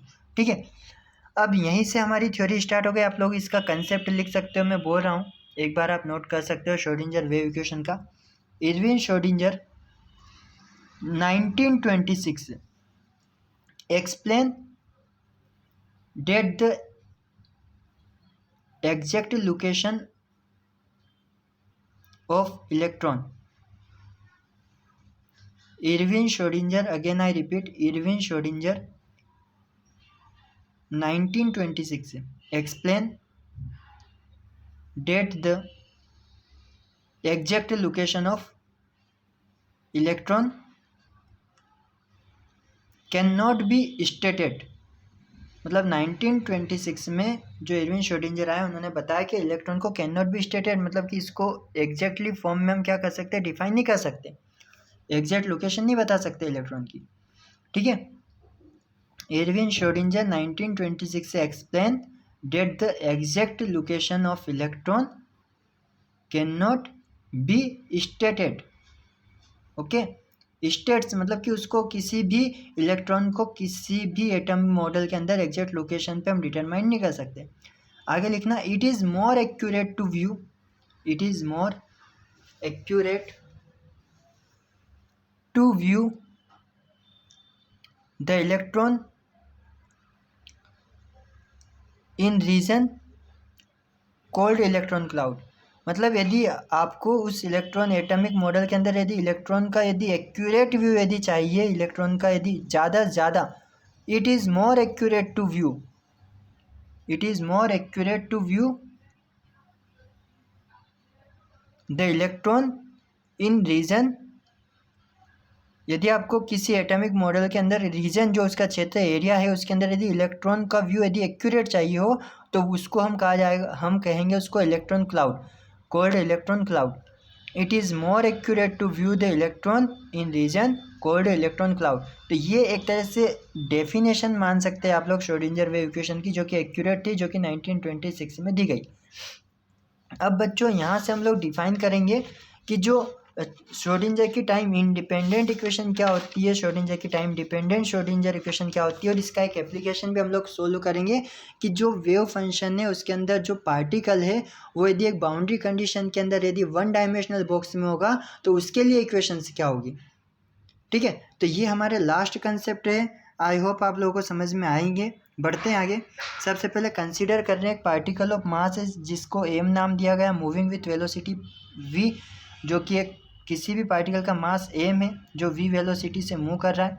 Late x Y z be the coordinate representing the position of the particle at time t। t time के साथ में हमारे कोऑर्डिनेट है एक्स वाई जेड, जो क्या कर रहे हैं यहाँ पे किसी भी एटॉमिक मॉडल के अंदर क्या हो रहे हैं, रिप्रेजेंट कर रहे हैं, पोजीशन को रिप्रेजेंट कर रहे हैं। ठीक है, मैंने आपको बताया था कि आर जो पोजीशन होती है जिसको हम एक्स वाई जेड एक कोऑर्डिनेट के फॉर्म में रिप्रेजेंट कर सकते हैं। According to de Broglie hypothesis this particle is associated with a wave system having wavelength. हमको पता है कि वेवलेंथ जो लैम्डा होती है वो h/p होती है according to de Broglie hypothesis, हमने ऊपर पढ़ा है। स्टेप फर्स्ट की बात करते हैं। सबसे पहले देखो बच्चों, मैंने इसको डेरिवेशन को स्टेप वाइज इसलिए सोल्व किया हुआ है ताकि स्टेप से हमको ये पता चलेगा कि अब अगली स्टेप में हमको क्या पुट करना है या क्या चीज़ हमको याद रखना है, क्योंकि कुछ चीज़ें इसमें जो आपको प्रॉपरली याद ही रखना पड़ेगी बच्चों। ठीक है, तो सबसे पहले स्टेप फर्स्ट की बात करते हैं। Let psi be the wave variable associated, मतलब सबसे पहले माना कि साई एक वेव फंक्शन है, एक वेरिएबल है, wave variable with the matter wave, किसी भी मैटर वेव के साथ में। Psi is the functions of x Y z and t, और साई क्या होगा हमारा, एक फंक्शन होगा किसका, एक्स वाई जेड और टी का। हमने सबसे पहले क्वांटम मैकेनिक्स का जो बेसिक पोस्टुलेट देखा था उसमें भी हमने देखा था इस तरह से साई आर टी के फॉर्म में इसको हम इक्वेशन को रिप्रेजेंट करते हैं, और आर की जगह हम लिख सकते हैं एक्स वाई जेड और टी। टी हमारा ऐसा कैसे आया टी की जगह, इस साई, तो ये हमारा क्या हो गया, एक फंक्शन हो गया पूरा पूरा। तो ये यहाँ पे लिखा गया बच्चों के psi is the functions of x Y z and t. We can write the differential equation for the matter wave with wave velocity u as. सबसे पहले स्टेप फर्स्ट को हम लोग सोल्व कर रहे हैं बच्चों, और एज इट इज़ आपको इसी तरह से इसी फॉर्म में याद करना है, क्योंकि यदि डायरेक्ट इसको पूरे डेरिवेशन फॉर्म में याद करोगे तो आप बहुत कन्फ्यूजन में रहोगे कि कहाँ पे कौन सी इक्वेशन पुट करना है, कहाँ पे क्या रखना है। और स्टेप वाइज इसको सोल्व करोगे तो आपको नंबर भी पूरे मिलेंगे, मार्क्स भी फुल दिए जाएंगे, साथ ही साथ में कंसेप्ट आपके माइंड में बैठा रहेगा कि स्टेप सेकंड में आपको क्या करना है, स्टेप थर्ड में आपको कौन सी चीज़ पुट करना है, किसका डिफ्रेंशिएशन करना है, सारी चीज़ें। ओके, बढ़ते हैं आगे। We can write the differential equation for the matter wave with wave velocity u as a. हम सबसे पहले टाइम की रिस्पेक्ट में यहाँ पे क्या कर रहे हैं, जो मैटर वेव होती है डेल स्क्वायर साई अपन में del t square equal to u square. U यहाँ पे वेलोसिटी को रिप्रेजेंट कर रहा है वेव की, और बचा हुआ जो फंक्शन है बच्चों यहाँ पे डेल स्क्वायर साई अपन में डेल एक्स स्क्वायर प्लस में डेल स्क्वायर साई अपन में del y square plus del square psi upon में डेल जेड का स्क्वायर। ये जो पूरी इक्वेशन है इसको हमने डिफरेंशियल फॉर्म में लिखा गया है पूरी इक्वेशन को। यहाँ पे टी एक टाइम का एक फंक्शन है, साई एक वेव फंक्शन है जो कि रिस्पेक्ट में टाइम के टी के साथ में चल रहा है। वेव वेलोसिटी यू है हमारी बच्चों, और ये जो पूरा ऑपरेटर को रिप्रेजेंट कर रहा है लाप्लासियन ऑपरेटर को। ये आप लोगों ने 11th क्लास में भी पढ़ा होगा मैथ्स में, यही चीज़ होती है, इसको डेल के फॉर्म में रिप्रेजेंट किया था। अब आप बोलोगे कि सर हर चीज़ को डेल के फॉर्म में कैसे रिप्रेजेंट करेंगे, तो एक्चुअल में बच्चों ये जो होता है ये डिफरेंशिएशन फॉर्म को भी रिप्रेजेंट करता है, जिसको हम लाप्लासियन ऑपरेटर के नाम से भी जानते हैं, जिसकी वैल्यू ये होती है पूरी। ठीक है, ओके, इसको हम इस तरह भी लिख सकते हैं। एक और एक शॉर्टकट फॉर्म बता रहा हूँ बच्चों आपको, डेल स्क्वायर साई अपन में डेल आर का स्क्वायर। अब बोलो आर की जगह हम इसको फॉर्म में तोड़ते हैं, मतलब अलग अलग डिस्ट्रीब्यूट करते हैं, x square y square z square में, तो डेल स्क्वायर में। अब यहाँ पे बच्चों हमारे सामने एक इक्वेशन है, ये जो डेल लिखा है इसको डेल भी पढ़ा जाता है, ध्यान से देखना, और इसको नेबला भी पढ़ा जाता है। एक्चुअल में इसको नेबला ही पढ़ते हैं, नेबला एक सिंबल है बच्चों, डेल का एक सिंबल है, लेकिन हम इसको डेल ही पढ़ेंगे। हम सभी चीज़ों को एक्चुअल डेल पढ़ते हैं, ये होता है एक्चुअल में डेल। ठीक है, इसको ट्रायंगल नहीं पढ़ा जाता है, इसको डेल पढ़ा जाता है, इसको नेबला पढ़ा जाता है, लेकिन हम हमारे इजी वे में याद करने के लिए इसको भी डेल ही पढ़ते हैं। ये भी पार्शियल डिफरेंशिएशन का डेल कहलाता है। इस तरह से हम लोग इनको डिटरमाइन करते हैं बच्चों। ठीक है, बढ़ते हैं आगे। इसकी जगह ऊपर वाली इक्वेशन में डेल यहाँ पे पुट किया गया है, तो एक इक्वेशन बन गई, इक्वेशन नंबर सेकंड हमारी। ठीक है, अब सेकंड स्टेप आ गई, बस फर्स्ट स्टेप इतनी थी। सेकंड स्टेप की बात करते हैं कि जो जनरल सॉल्यूशन निकलता है बच्चों, ये जो हमारी एक इक्वेशन बनी है डेल स्क्वायर साई अपन में del t square equal to u square dot del square psi के फॉर्म में, इसका एक किसी स्पेस या टाइम के साथ में या किसी पोजीशन या टाइम के रिस्पेक्ट में साई जो वेव फंक्शन जो बनेगा उसका जनरल सॉल्यूशन क्या बनेगा, उसके फॉर्म में हमने यहाँ पे इसको रिप्रेजेंट किया। तो सबसे पहले हमको पता है, क्या पता है कि जो इक्वेशन बनेगी जनरल सॉल्यूशन यही बनता है हमेशा। जनरल सॉल्यूशन बच्चों बनेगा किसी भी वेव इक्वेशन का, वो बनेगा psi equal to psi zero e की power minus i omega t. इस फॉर्म में बच्चों ये एक इक्वेशन है जो आपकी बनेगी यहाँ पर। ठीक है, ये जनरल सॉल्यूशन है जो आपको रिमेंबर रखना पड़ेगा, याद रखना पड़ेगा, सभी इक्वेशंस के लिए कॉमन रहेगा। ठीक है, एक ही बनेगा। तो एक यहाँ पे साई आर टी भी लिख सकते थे, लेकिन हमने एक्स वाई जेड टी क्यों लिखा, क्योंकि यहाँ पे स्पेस की या कोऑर्डिनेट सिस्टम की या पोजीशन की बात करेंगे तो इसमें हमने एक्स वाई जेड की जगह डायरेक्ट, मतलब जो आर पोजीशन होता है उसकी जगह हम डायरेक्ट एक्स वाई जेड भी पूरा का पूरा पुट कर सकते हैं। इसी को यहाँ पे रखा गया है साई नोट, इसको नोट पढ़ा जाएगा। साई जीरो भी पढ़ सकते हैं बच्चों, और साई नोट भी इसको हम पढ़ सकते हैं, साई नोट ई की power minus i omega T, psi के फॉर्म में एक जनरल सॉल्यूशन। ये आपको याद करना पड़ेगा सेकंड स्टेप में, बहुत इजी, एक बार यदि आप पढ़ेंगे तो ऑटोमेटिक याद हो जाएगा। ई की पावर माइनस आई थीटा एक फॉर्मूला होता है, आपने पढ़ा होगा साइन कोस वाला, वो भी इसी से रिलेटेड ही होता है, देखेंगे उसको भी पढ़ेंगे। ठीक है बच्चों, बढ़ते हैं आगे से थर्ड स्टेप की बात करते हैं, differentiating equation third with respect to t. अब ये जो बच्चों एक्चुअल में क्या हो रहा है, देखो एक्चुअल में बच्चों हमारे पास में जो इक्वेशन नंबर सेकंड बनी हुई है, इसके अंदर हमारे पास में आया है डेल स्क्वायर साई अपन में डेल टी का square equal to u square dot del square psi. अब इसमें ये जो टर्म है ये हमको लानी है, देखिए ये हमको लेकर आना है और इसकी वैल्यू यहाँ पे पुट करना है। तो एक्चुअली इसकी वैल्यू कब पुट करेंगे, जब हम साई का एक वेरिएबल एक जनरल फंक्शन मानेंगे जो हमने ये माना है, फिर इसका एक बार डिफरेंशिएशन किया, ठीक है, फिर उस जो इक्वेशन आएगी उसका डबल डिफरेंशिएशन किया तो ये इक्वेशन आ जाएगी। मतलब हम यहाँ की वैल्यू निकालने के लिए इसका डिफरेंशिएशन कर रहे हैं एक जनरल सॉल्यूशन मान के, ठीक है, ये आपको मानना ही पड़ेगा जनरल सॉल्यूशन साई के फॉर्म में। तो साई के फॉर्म में इक्वेशन थर्ड में जनरल सॉल्यूशन माना है, इसका एक बार डिफरेंशिएशन किया है टी की रिस्पेक्ट में, ठीक है बच्चों। तो del psi by del t हो जाएगा, del y by del t psi के रिस्पेक्ट में डिफरेंशिएशन किया है, तो आई माइनस आई ओमेगा आपका बाहर निकल जाएगा और बाकी टर्म ऐसा कैसे ही रहेगा। इसी तरह से ये जो इक्वेशन बनी है बच्चों, इसका फिर से हम अगेन डबल डिफरेंशिएशन करेंगे, इस इक्वेशन का हम फिर से डबल डिफरेंशिएशन करेंगे तो ये इक्वेशन बन जाएगी हमारी, ठीक है।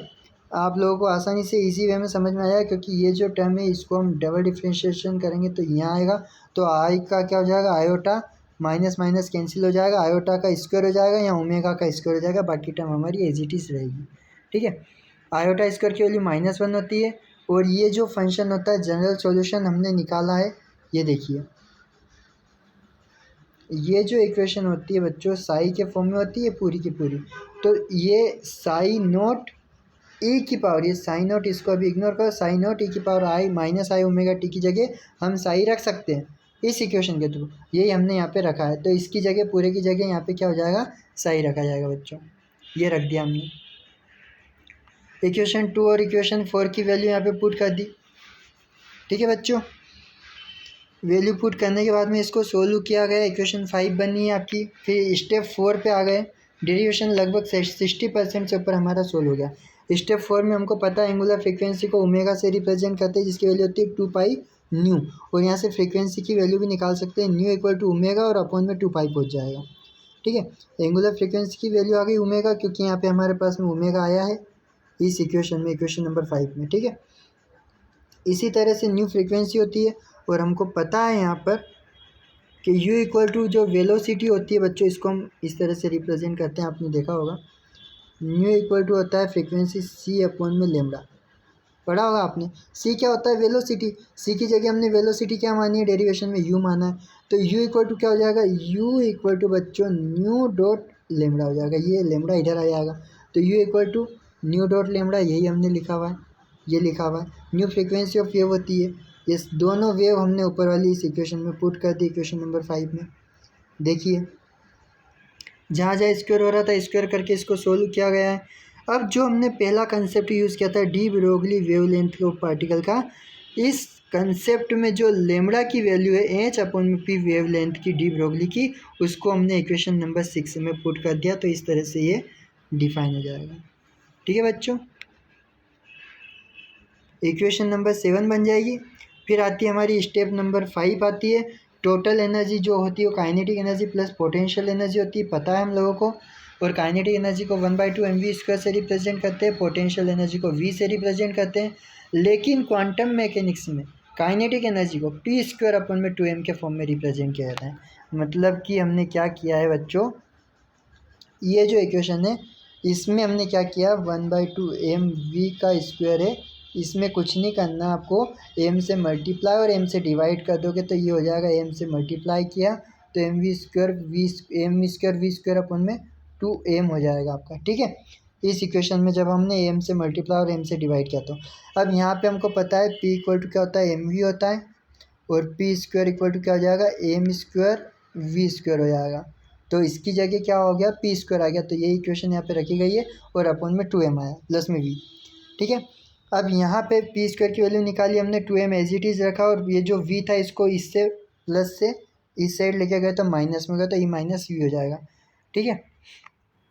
अब जो है p² की वैल्यू थी बच्चों, यहाँ पे p² की वैल्यू यहाँ पे रखना है इक्वेशन नंबर 7 में मोमेंटम की जगह, ये इक्वेशन 7 में हमने इक्वेशन में पुट कर दी वैल्यू को, दिख रहा होगा आपको। तो इक्वेशन नंबर 9 बन जाएगी। और ये जो इक्वेशन नंबर 9 बनी बच्चों, इसको आप ध्यान से देखेंगे, डेल स्क्वायर साई प्लस में 2m अपॉन में h cross square E minus v psi equal to 0। यदि इक्वल टू में 0 आ रहा हो तो ये टाइम पे डिपेंड फंक्शन नहीं है, टाइम t कहीं से कहीं तक इसमें नहीं आ रहा है, तो इसलिए इसको हम कहेंगे श्रोडिंगर टाइम इंडिपेंडेंट इक्वेशन। अब इसी इक्वेशन का यूज़ करेंगे हम और टाइम डिपेंडेंट इक्वेशन निकालेंगे। ये time dependent Schrodinger wave equation होती है बच्चों, आप लोगों को दिख रही होगी, Schrodinger time dependent wave equation. ठीक है, इसको हम डिटरमाइन करेंगे, लेकिन इसमें एनर्जी वगैरह को हमको एलिमिनेट करना पड़ेगा। तो according to de Broglie hypothesis, particle associated with a wave system having wavelength given, हमको पता है lambda equal to h upon p होता है, पी की वैल्यू एम वी रखी गई है। स्टेप फर्स्ट में वही वेलोसिटी रखा गया है, इस बार वी मान लिया हमने, यू भी मान सकते हैं, कोई इशू नहीं है। ठीक है बच्चों, वही इक्वेशन यहाँ पे रखी गई है। Let psi be the wave variable associated with matter wave.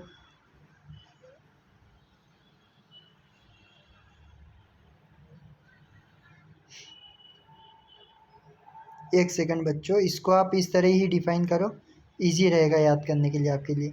ये जो इक्वेशन है इसको आप उसी फॉर्म में लिखो जैसा कि ऊपर लिखा गया था। ये क्या था हमारा, एक वेव था, यहाँ पे हमने वेव को एक साई फंक्शन माना है, इसको आपको साई ही लिखना है, इसको भी आपको बच्चों साई लिखना है। ठीक है, ये हमारा आर हो जाएगा जो कि एक्स वाई जेड के कोऑर्डिनेट के फॉर्म में रहेगा, और ये हमारा यू हो जाएगा। ठीक है, अब यहाँ पे पूरा फंक्शन सही हो गया, करेक्ट। तो let psi be the wave variable associated, psi एक वेव वेरिएबल है जो कि टाइम के साथ में हमने यूज़ किया है। यू हमारा क्या है बच्चों, एक वेलोसिटी को रिप्रेजेंट कर रहा है, और daily D square psi upon में डी आर का स्क्वायर क्या कर रहा है यहाँ पे, रिप्रेजेंट पोजीशन को रिप्रेजेंट कर रहा है पार्टिकल की। तो पार्टिकल की पोजीशन को और पार्टिकल के टाइम को रिप्रेजेंट करता है कौन, एक वेव फंक्शन, जिसको हम सिस्टम को रिप्रेजेंट करने के लिए यूज़ करते हैं। ठीक है, ऐसा ही आपको लिखना है जैसा मैंने करेक्शन बताया, वाई की जगह साई रखना है, वी की जगह यू रखना है, जैसा कि हमने टाइम इंडिपेंडेंट इक्वेशन में रखा था वो का वो एज इट इज़ रखना है। आगे जाके आपकी इक्वेशन बन जाएगी और सॉल्यूशन आपका कंटिन्यू हो जाएगा बच्चों। ठीक है, बाकी कोई इशू नहीं आएगा आपको।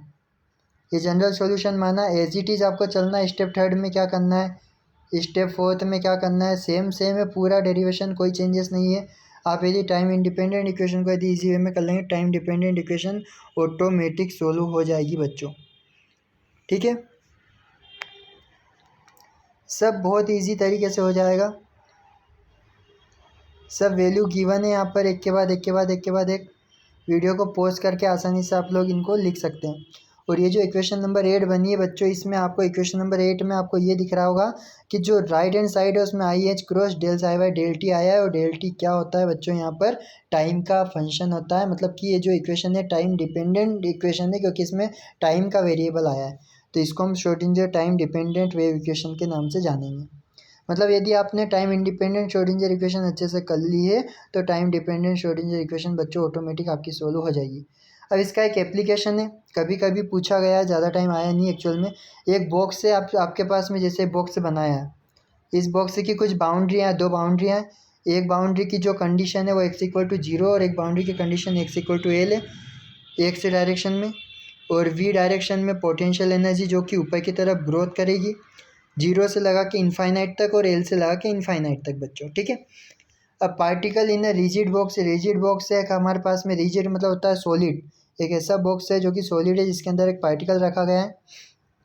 अब इस पार्टिकल को हमको देखना है, कंसीडर करना है, एक पार्टिकल जिसमें मास ए में वी वेलोसिटी के साथ में एक्स डायरेक्शन में क्या कर रहा है, मूव कर रहा है। ठीक है बच्चों, अब हम आगे बढ़ते हैं कि let its motion be restricted between x equal to 0 और एक्स इक्वल टू 1।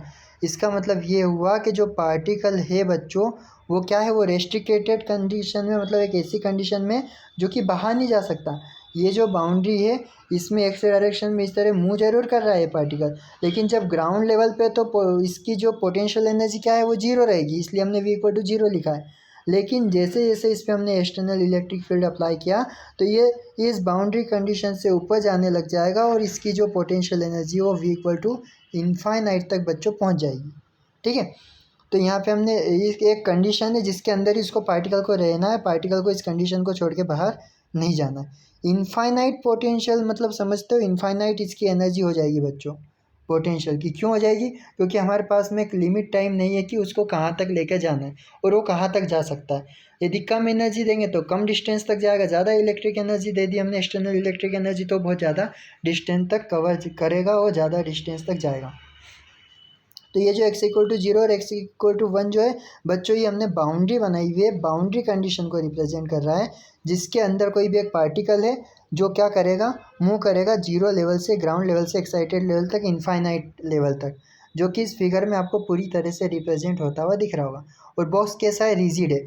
ये बाउंड्री कंडीशन है। स्टेप फर्स्ट की बात की हमने, the potential energy of the particle is infinite outside the box and is constant. एक कांस्टेंट बॉक्स है हम लोगों के पास में जो कि इनफाइनाइट आउटसाइड है, उसका आउटसाइड कोई फिक्स नहीं है, जिसमें पोटेंशियल एनर्जी इनफाइनाइट एरिया तक उसकी जाएगी। लेकिन इनसाइड यदि हम बात करते हैं बॉक्स की, तो उसकी जो पोटेंशियल एनर्जी वो क्या है, v=0 रहेगी। जैसा मैंने अभी आपको बताया कि यदि इनसाइड बॉक्स यदि वो है, कोई पार्टिकल रखा हुआ है, तो इसकी जो पोटेंशियल एनर्जी v=0 रहेगा। लेकिन वो यदि आउटसाइड एरिया में यदि इनफाइनाइट तक जा रहा है, बहुत काफ़ी दूर तक, और कब जाएगा वो, जब उस पर एक्सटर्नल इलेक्ट्रिक फील्ड हम अप्लाई करेंगे तब जाएगा। तो वो पोटेंशियल एनर्जी क्या हो जाएगी, उसकी इनफाइनाइट हो जाएगी बच्चों। तो यहाँ पे दो पोटेंशियल एनर्जी हमने अप्लाइड की है, एक v=इनफाइनाइट किया है और एक v=0 किया है। इसमें v=इनफाइनाइट इसलिए लिखा है क्योंकि एक इनफाइनाइट एक एरिया है जो कि एक डायरेक्शन है, इनफाइनाइट डायरेक्शन तक जा रहा है पार्टिकल आउटसाइड में, इसलिए हमने इसको इनफाइनाइट से रिप्रेजेंट किया है। ठीक है, कौन सी कंडीशन, x=n=0, मतलब कि x की कंडीशन 0 भी हो सकती है और उससे छोटा भी हो सकता है। ठीक है, और एक और कंडीशन है x=l, मतलब कि जो एल जो कंडीशन है बाउंड्री की, ये जो हमारी एक्स का एल कंडीशन थी बाउंड्री की, एल वाली कंडीशन, ये मैक्सिमम हो सकती है कब, जब हम बाउंड्री कंडीशन v=इनफाइनाइट यूज़ करेंगे तब। और v=0 यूज़ करेंगे एक्स डायरेक्शन में तो कोई दिक्कत नहीं रहेगी। क्यों? क्योंकि ये पार्टिकल हमको यही पता चलेगा कि वो जीरो लेवल पे है, तो उसकी एनर्जी जीरो भी हो सकती है, उससे ज़्यादा एक्स भी हो सकती है, और सबसे ज़्यादा कैपिटल एल भी हो सकती है। ये बाउंड्री कंडीशन को अप्लाई कर रहा है, जीरो और एल और एक्स। ठीक है बच्चों, the particle is inside an infinite deep potential well. एक हमारा वेल जैसा, एक कुएं जैसा इसका शेप दिखेगा बॉक्स का, पोटेंशियल वेल का। ओके, जो कि काफ़ी ज़्यादा डीपली इनफाइनाइट उसका एरिया है, इनसाइड का एरिया भी। Then Schrodinger time independent wave equation का हम यूज़ करते हैं। अभी हमने ऊपर इक्वेशन बनाई थी श्रोडिंगर टाइम इंडिपेंडेंट इक्वेशन, ये हमने श्रोडिंगर टाइम इंडिपेंडेंट इक्वेशन बनाई। लेकिन यहाँ पर जो हमारा बाउंड्री कंडीशन, पहली बाउंड्री कंडीशन है इनसाइड द बॉक्स, ये जो बॉक्स हमने बनाया है बच्चों, ये जो बॉक्स हम लोगों ने बनाया, इसकी जो इनसाइड कंडीशन अंदर, वहाँ पे पार्टिकल की पोटेंशियल एनर्जी क्या थी, v=0। तो यदि हम इस इक्वेशन में फर्स्ट में v=0 पुट कर देते हैं तो हमारा पोटेंशियल एनर्जी 0 हो जाएगी। तो हमारा जो फंक्शन बचेगा वो ई साई के फॉर्म में बचेगा। इक्वेशन नंबर 2 हम लोगों के पास में मिल जाएगी। ठीक है, अब यहाँ पे हमने लेट करके माना है 2m/h×k², एक कांस्टेंट माना है, प्रोपोगेशन कांस्टेंट होता है k² के फॉर्म में 2m/h×। इस k² की जगह, यही इक्वेशन नंबर 2 में 2m/h² की जगह हमने यदि k² रखा तो हमारी इक्वेशन नंबर 3 हमारे सामने आ जाएगी। फिर क्या करेंगे, स्टेप 2 हम सोल्व करेंगे। ये जो इक्वेशन 3 हम लोगों की बनी है, अब इसको हम किस फॉर्म में लिखेंगे, एक जनरल सॉल्यूशन के फॉर्म में लिखेंगे। ये आपको याद करना पड़ेगा और बहुत इजी है बच्चों, याद हो जाएगा। हमको पता है a sin ω-t-kx के फॉर्म में हम इक्वेशन को लिखते ही हैं। ठीक है, अब इसको हमने एक साइन फंक्शन के फॉर्म में रिप्रेजेंट किया है जनरल सॉल्यूशन में, Sai x = a sin kx + b cos kx। ये बच्चों एक वेव, किसी भी एक नॉर्मल वेव की एक जनरल इक्वेशन होती है, किसी भी एक नॉर्मल वेव की जनरल इक्वेशन होती है साइन फंक्शन और कोसाइन फंक्शन के फॉर्म में, a sin kx + b cos kx के फॉर्म में। ठीक है, इस इक्वेशन का यूज़ किया हमने, इक्वेशन नंबर 4 नाम दे दिया। a और b क्या है, यहाँ पे कांस्टेंट है। बाउंड्री कंडीशन अप्लाई कर दी, एक बार x = 0 के लिए और एक बार x = l के लिए। ठीक है, सबसे पहले हमने क्या किया, x = 0 के लिए पुट किया x = 0 और साई = 0 इन इक्वेशन नंबर 4। तो इक्वेशन नंबर 4 को यदि हम साई = 0 रखेंगे तो ये पूरा जीरो फंक्शन हो जाएगा साई के साथ में, और x की जगह यदि हमने 0 रखा तो दोनों x की जगह 0 रखा जाएगा, तो हमारी एक इक्वेशन बनेगी। और b = पूरा 0 हो जाएगा तो सब कुछ 0 हो जाएगा। इससे बस इतना ये मिलेगा हमको क्यों मिला ऐसा बच्चों? क्योंकि कोस जीरो की वैल्यू और साइन जीरो की वैल्यू में डिफरेंस होता है, आप लोगों को पता है। ठीक है, तो यहाँ से एक इक्वेशन बचेगी हमारी। साई को हम इस तरह भी रिटर्न कर सकते हैं कि psi equal to A sine k x.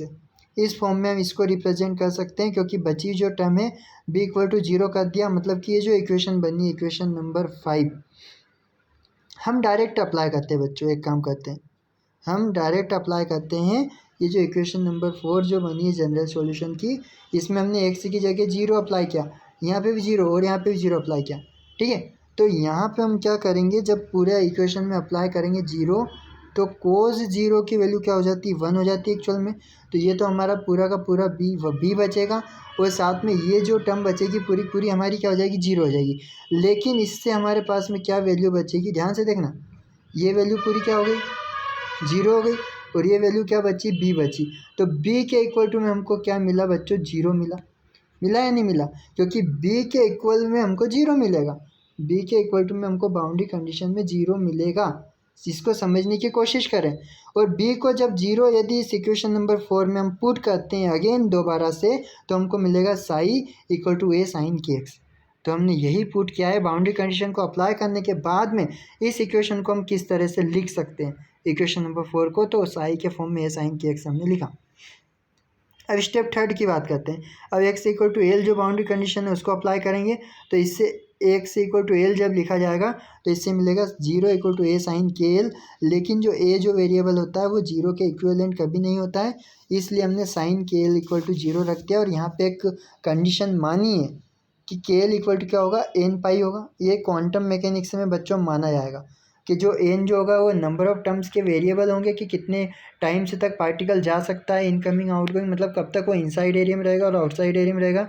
तो इसको हमने के एल के फॉर्म में एन पाई के टर्म में माना। इसको हम ऐसा भी लिख सकते हैं बच्चों, यदि आपको ऐसा समझ में नहीं आ रहा हो तो ये जो के एल की इक्वेशन थी इसको हम ऐसा लिख सकते हैं, के एल माइनस में साइन इनवर्स। ठीक है, तो ये जो साइन इनवर्स के फॉर्म में हम एन पाई लिखते हैं।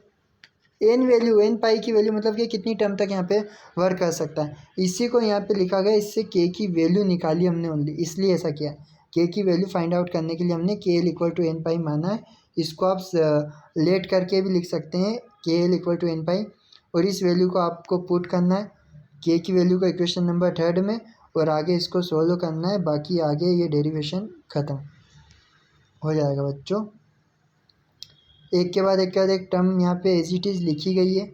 आप लोग इसको सोल्व करके देखें, ना आएगा तो आप मुझसे पूछ सकते हैं। तो इक्वेशन नंबर 10 तक का जो कंसेप्ट था वो रिजिड बॉडी का था। इसके बाद में हमारा पार्टिकल इनसाइड रिजिड बॉडी, मतलब रिजिड बॉडी के यदि अंदर रहेगा तो क्या होगा, ये आउटसाइड द रिजिड बॉडी था। अब इनसाइड द रिजिड बॉडी की बात करेंगे हम। ये हमने जो इक्वेशन सोल्व की बच्चों, इसमें लिखा होगा ऊपर, देखिए, particle in rigid box, particle पूरे रिजिड बॉक्स के अंदर है, लेकिन यदि ओनली इनसाइड रिजिड बॉक्स के अंदर होगा तो क्या होगा, उसके लिए भी हमने बाउंड्री कंडीशन अप्लाई की है। तो यहाँ से हमारा छोटा सा कंसेप्ट है, ये रिजिड बॉडी के लिए, रिजिड बॉक्स के लिए क्या होगा, इक्वेशन नंबर 6 यूज़ की है। इक्वेशन 6 में हमने के की वैल्यू पुट की है। इक्वेशन नंबर नेक्स्ट 11 हमारी इक्वेशन 11 बन जाएगी। नॉर्मलाइजेशन वेव फंक्शन हम लोगों को पता है, उसकी वैल्यू पुट की है, और ये डेरिवेशन हमारा ख़त्म हो जाएगा यहाँ पे लास्ट में। तो ये जो है रिजिड बॉक्स के लिए हमारा पार्टिकल इनसाइड के लिए ड्राइव होगा कंसेप्ट। ठीक है बच्चों, अब यहाँ पे एक चीज़ नई आपको बता देता हूँ मैं। ये जो फंक्शन होता है साई स्क्वायर, ध्यान से देखना, psi square d x equal to 1, ये भी नॉर्मलाइजेशन कंडीशन होती है। और ये जो होता है Sai star psi D torque या डी एक्स इक्वल टू 1, ये भी नॉर्मलाइजेशन कंडीशन होता है। एक्चुअल में साई स्टार को ही इसी फॉर्म में लिखा जाता है, साई स्क्वायर को साई स्टार साई के फॉर्म में लिखा जाता है। ठीक है बच्चों, आई होप आप लोग इन चीज़ों को समझने की कोशिश करेंगे।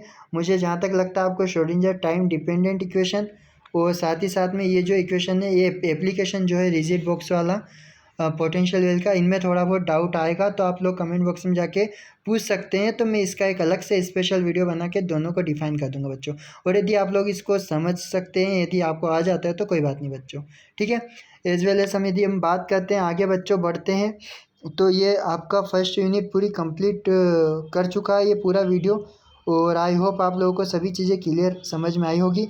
यदि आपको कोई डाउट हो, एनीथिंग एल्स एंड क्वेरीज यदि आपके मन में आ रही हो तो आप लोग कमेंट बॉक्स में जाके कमेंट कर सकते हैं और इस वीडियो को ज़्यादा से ज़्यादा लोगों तक आप शेयर कर सकते हैं। Thanks for watching this video बच्चों।